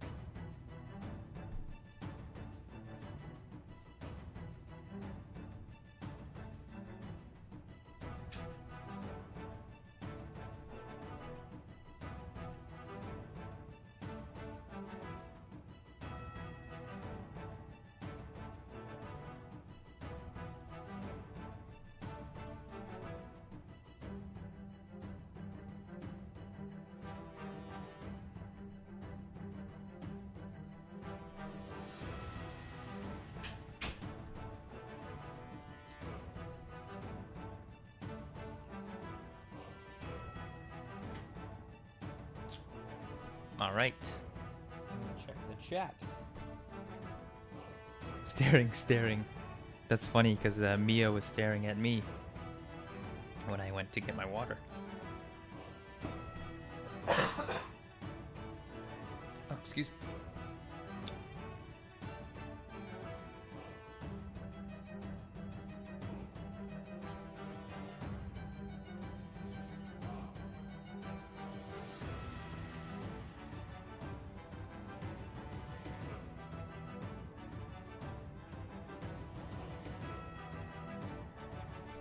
Alright, this is it's good for me to rest my voice for a little bit because I felt like I was talking a lot. That's the thing about streaming. I'm not used to talking this much, so after a while my voice just gets scratchy.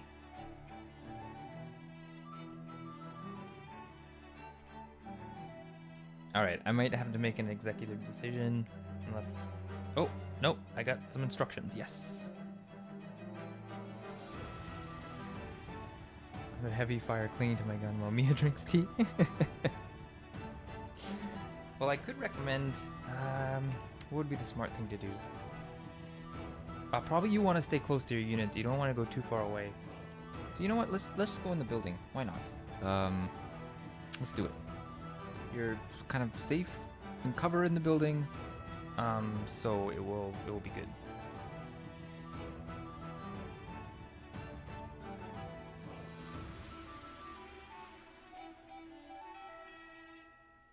Oh, sorry, behind the tall building. Perfect. I'll go there instead.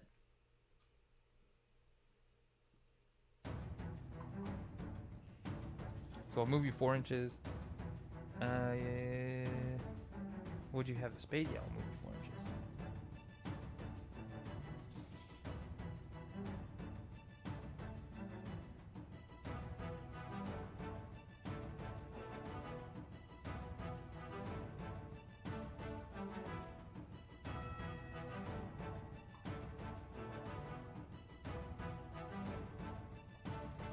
And your command points. So before you do that, your command point's only 12 inches, but we'll say you use them before you move. You have 2 command points to dole out, and you can use any 3 of these units, 2 each. You can actually use 1 on your own unit itself, so I don't know if you want to move the command unit any further, or if you want to use one on both on these, or I don't know. What do you want to do?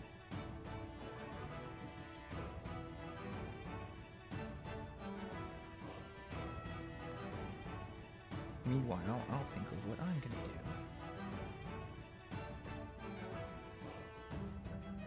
I have my diamond to use? Who didn't I move yet? I'm forgetting. So I shot with those guys. Shot with those guys. Oh, it must be the Marins. Right? I forget. By the stairs of the tall building.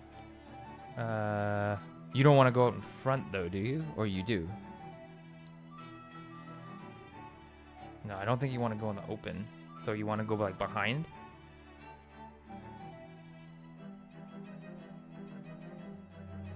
Okay, we'll try to put you as far behind as I can.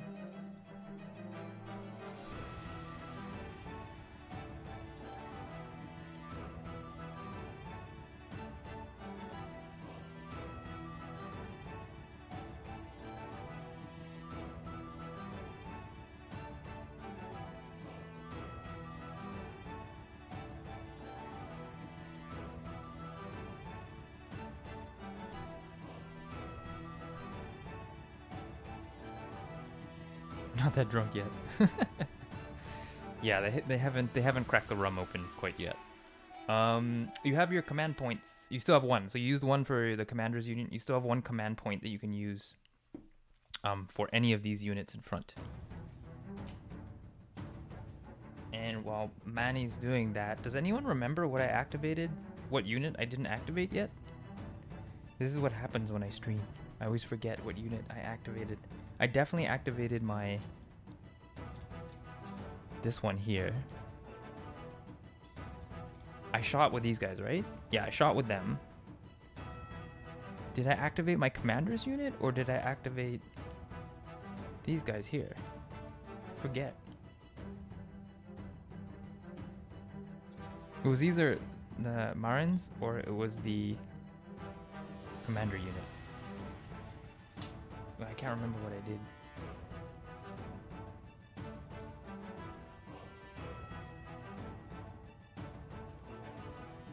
No, they have to be within, like, they have a move of 4 inches. So a charge move is, you have to be within 4 inches, basically, of a enemy unit. and then you can charge. But they only, it gets command points, so they only have one thing they can do right now. So they can't quite attack yet. They'll have to get like just to show you 4 inches. They'll have to get like to this bush kind of, and then attack. It's gonna happen pretty soon, but not quite yet.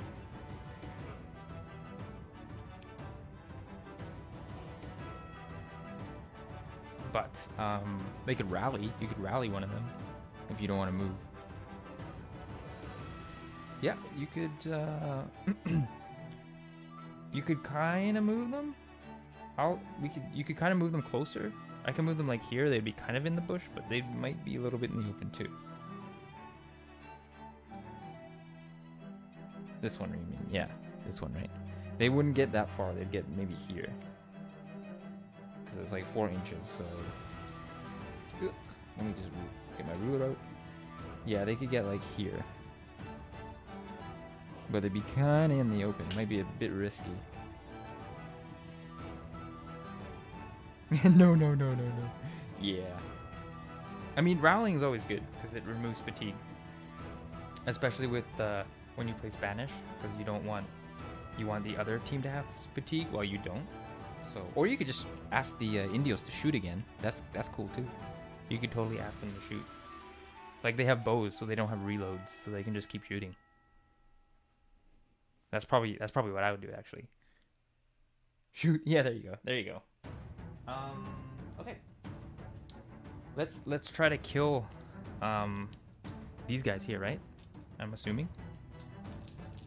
So they're gonna need the same penalty, which was what I say was 8, so it's penalty of 1. So you're gonna need no, not 6. You're gonna need 7s. 1, 9, and the rest are too low. That's 1 hit. I'm gonna need 4 or better to save it. I got a 10, so I saved it. However, I still have to make a fatigue test because you shot at me. And I rolled a 1, so now this unit... So that was a good thing to do, because now I have 2 fatigue on this unit. Meaning, it's -1 action next time I activate it.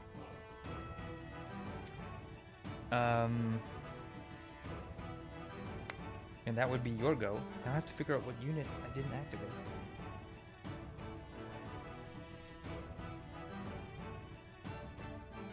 Oh, I did do command points, so it must be this unit here. I remember that, because I reloaded with them, so it's going to be this unit. Damn, so this unit I activated on Diamond, so I think you only get 2 action.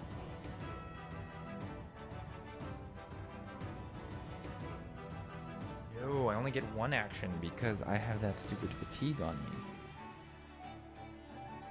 me. Man. I might just shoot my pistols at you.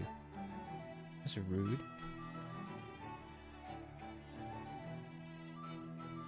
Ah, you're too far away for a pistol shot.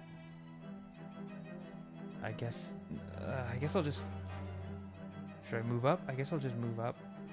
No, I'm gonna rally. I gotta rally. That's all I can do.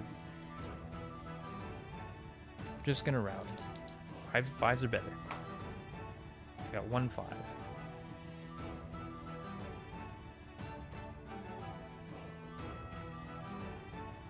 So I got rid of 1 fatigue point. That's okay. Next turn. So we're down 2 turns already.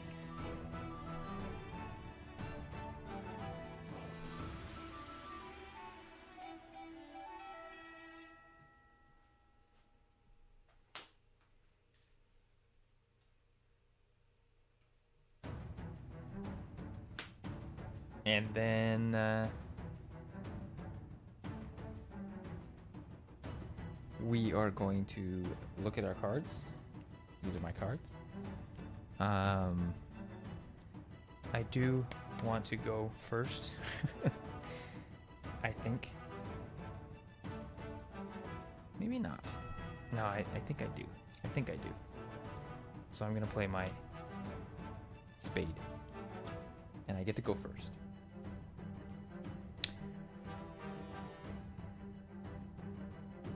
me just check what Marines can do. Hard chargers. Yeah. Before they kind of die, I think I want them to shoot. No, I'm not. Ugh. Put me in a real pickle.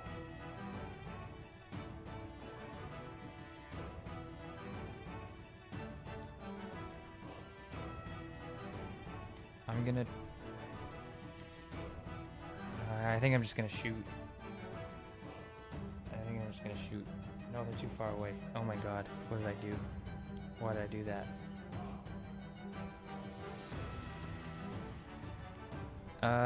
I'm gonna use one action to reload these guys. That's all I'm gonna do. I'm gonna use one action to reload my guys in there. What do you want to do? You got a diamond. So on your train units, that will be 2 actions. On your veteran units, that will be 3 actions. So it'd probably be smart to use it on your veteran units. So you have your commanders at the back behind this building. And then you got your other veterans who are the lanceros. Yeah, your lanceros are also veterans. So that'll be 3 actions. Why are they great?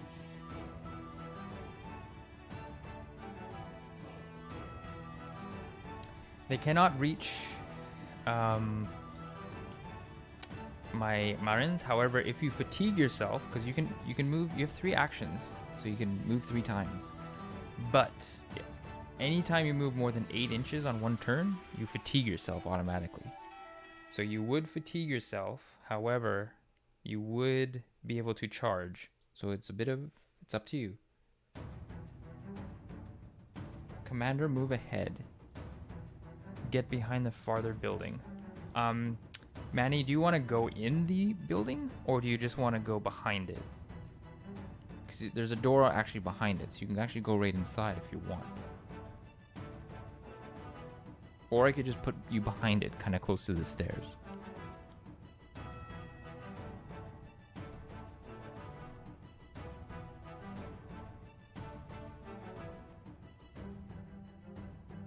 Just behind the wall. Okay, sounds good.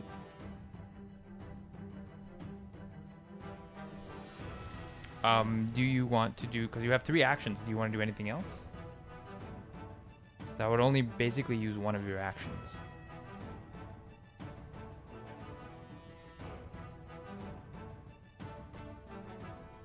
Or you want to like, are you trying to go like all the way around? How you want to go like here, or you want to go behind this building? Is that where you're trying to go?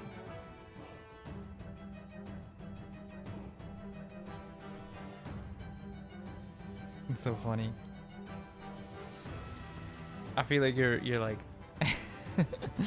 really going all the way around. Oh my goodness. Okay, I'll move you as far as I can then. Do you want to fatigue yourself to move more?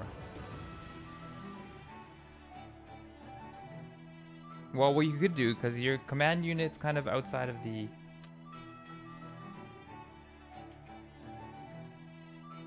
Your command unit's kind of outside of the area of effect, because you only have a command range of 12. So your units are not going to benefit from command points if you keep going that way. But you could just rally, fatigue yourself, and then rally with a command point to try to heal yourself.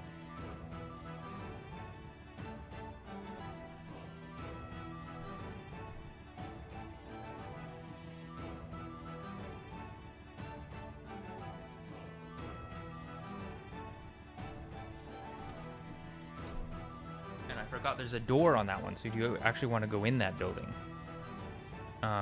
you can actually make it there if you fatigue yourself.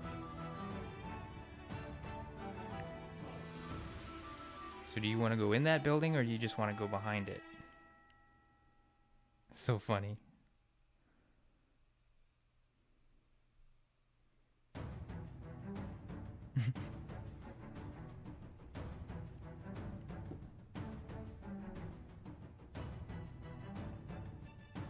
Can you guys see that? put that in there yet. Okay. Okay, cool.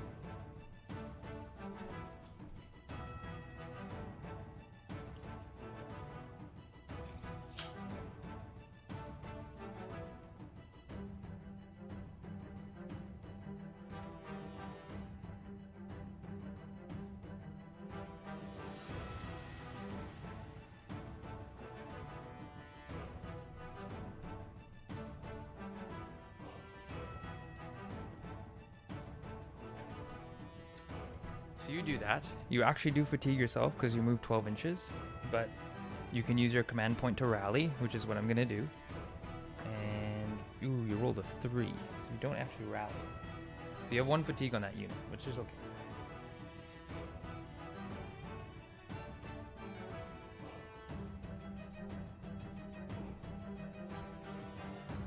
Now it's my turn. Or possibly my turn. New cards. Okay.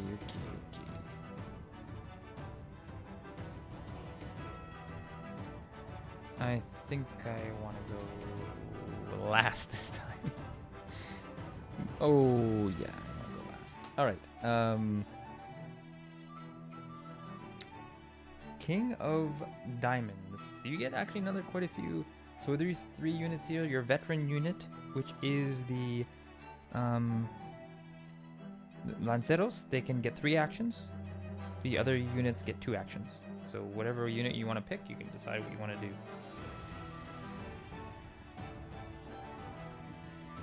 It might be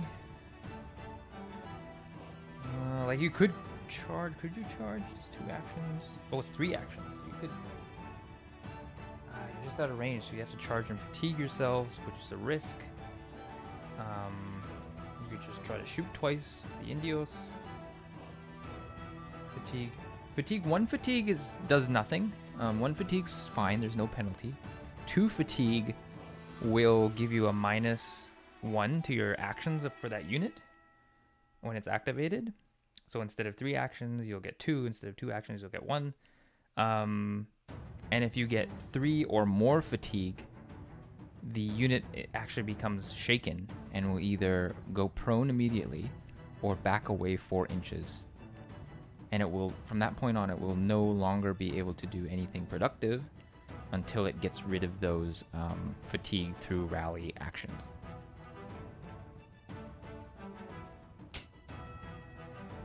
So currently you have no penalties.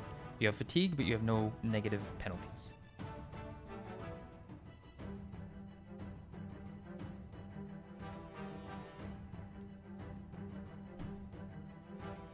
So yeah, you can just maybe decide what you want to do, and then I'm gonna keep track of what I'm doing. I activated that unit, so I closed this unit.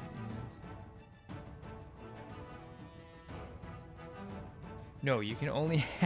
I know you want to move that, but so every unit can only move once. I mean, every unit can only be activated once per turn, per round. So you just activated your commander unit. Remember, you just moved a whopping 12 inches. So you're gonna have to wait until the next round to move them. You can activate any one of these 3 in front of you because these guys haven't gone yet on this turn.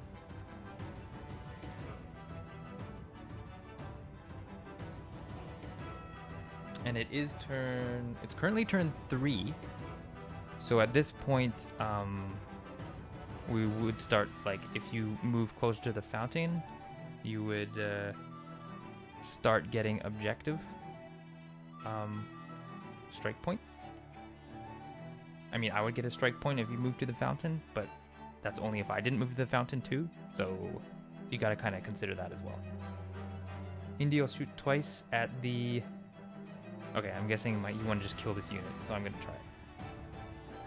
Or fatigue them into oblivion. So again, they're gonna need their 7s. 1, 2. Ooh, that's 3 shots. It's pretty good. 2 are in cover, 1 is not. So the one who's not is a default of 9. We'll do him first. So that'll be 9 minus 3. That'll be 6. He dies. And the 2 that are in cover will need 4s. Oh my god. The other guy dies. So 2 die. And because 2 die, I have to roll 3 fatigue. Now, if you double the amount of fatigue for a unit, that unit immediately routes. So I have 1 fatigue on this unit already. If I gain 1 more fatigue, because the fatigue is double the number of models in the unit, it will rout. And I did fail 1, so I am routing. This guy's dead. And that unit is done. So that's pretty big for you and pretty bad for me, because I now get less cards. I'll only pick 3 cards per round instead of 4. Ooh, yeah. You can gloat now. You can gloat. It was really a good idea to put your Indios there. But that's all you can do. Oh man, I should have activated those guys soon. That's okay. I got my club.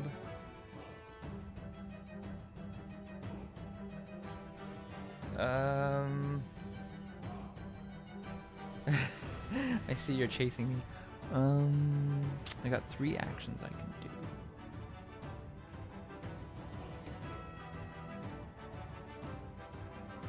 I'm gonna reload for 1. And I'm gonna go ahead for 2.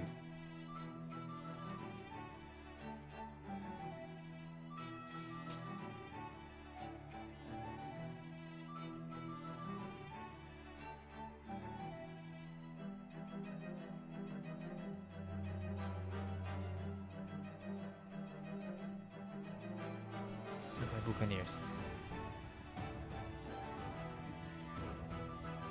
Because I don't like those footsteps I'm hearing on the other side. So that's my go.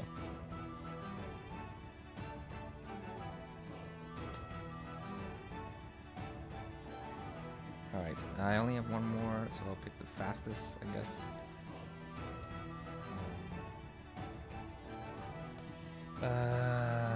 Should I pass? Now, because I have 3 units now, I can decide to pass if I want. Which I will do. I'm going to pass. So you get to go, and I don't this turn. You got a heart. So what have you not activated? You can move your lanceros, or you can move your marineros At the back. Or, you know, active rally or whatever you want to do.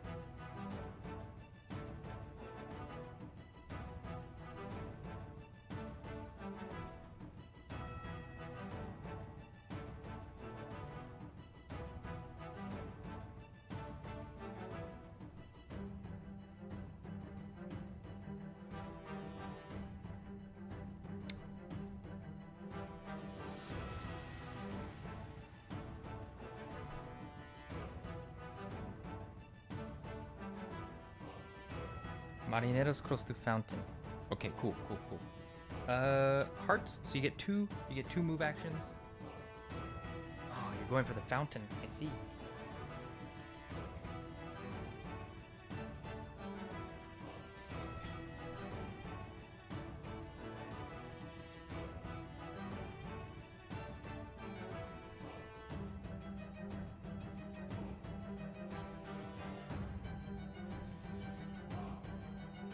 So it's 4 inches per 4 inches per move. So you have 2 actions, so I moved you twice. So 4 and then 4. So you just were able to get like behind that barrier there, which is a good place because you're not in the open and you can kind of like wait. You are kind of not totally exposed, but the Buccaneers can shoot you. But I mean, technically you've claimed the objective because you're within 4 inches. Oh no, it's the center. Let me double. No, you're not quite claiming it. It's the center thing, but you're very, very close to claiming the objective. but that's your go. Now it's a new round. Man, again, it's a tie. So high will go to you, low will go to me. 9. High goes to you. You have your lanceros. What do you want to do with your lanceros? You have 2 actions to use for your lanceros.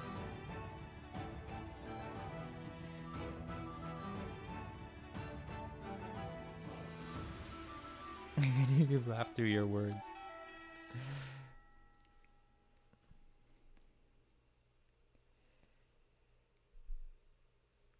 They're like sitting ducks. Well, I mean, it's gonna happen one way or another.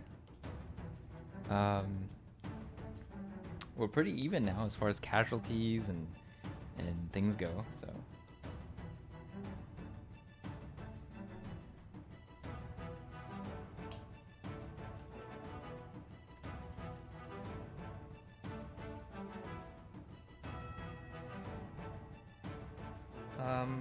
Oh, lanceros? Lanceros, you can move 4 inches per thing, so they can go 8 inches. So they could go 8 inches is about right there. So they could go right to that building, but not inside of it. They could go to hide behind this bush. They could try to go this way. It depends what you want to do. Maybe you want to go behind this bush. I don't think you want to go in the open. That's pretty risky. It would be a good idea maybe to go behind this bush.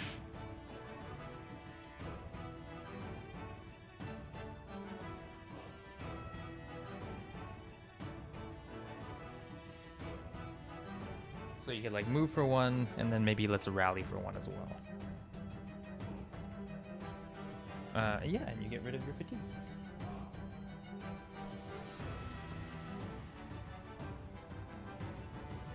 They can reach the wall, but that's a bad place to be in because I can shoot through the wall. I could just shoot you right in the face. I mean, I can shoot through the door. So you don't want that. And then I have my commander's unit. Commander's unit is going to get, they're going to command point my Buccaneers to shoot you, of course.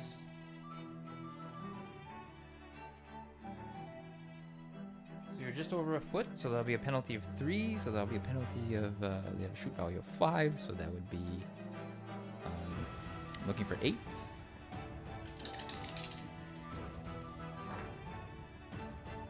I get no 8s, so I don't shoot you at all. So that's nothing happens. I get 2 reload though. You got lucky on that one. My commander is going to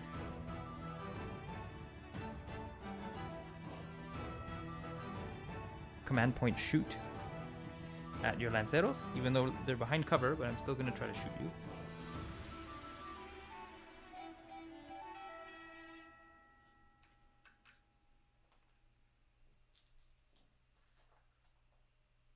Now I think I can only shoot 4 models, if I remember, if they're in a building. I'll have to double check that, but that's okay. I'll half shoot.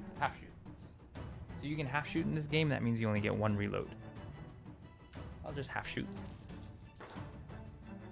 Oh yeah, I forgot to check the range and shit. They're under 8 inches, so that's just a penalty of 1, so I need 7s. So I got 2 9s, so that's 2 hits. And your lanceros have a have a shoot value of 6, but because they have that bonus, it'll be 5s. So the saving on 5s. 1 dies. We'll take the farthest guy.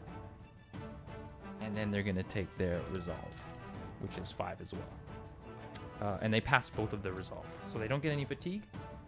And the commander itself is going to. Commander's gonna sit tight, I think, because he doesn't really want to move yet. But that's the way cookie crumbles. It's 6:35. I'm gonna have to stop here, but we can continue this, Manny. I know you're super into it, so we can continue it. Let's do it maybe tomorrow. I'll chat with you and find a good time, and then we can schedule another stream. I'll just keep it set up. So we have gone through the turns. So that is turn number 3. So we have a maximum of 3 turns left. and then we'll be finishing. But we'll see what happens next time, I guess. So as it stands, I have 4 casualties. You have 5, but it's pretty darn even as far as the fight goes. We've been kind of just scaring each other, keeping tiptoes. But it's going to be a bloodier second half, I think. But anyways, I have to run. Thank you guys so much for joining and watching. Hope you enjoyed the live battle. And next time we'll complete it and we'll see what happens. I'm going to enjoy my Valentine's Day dinner now. Thank you guys so much. Have a great night. And we'll see you next time. Bye-bye.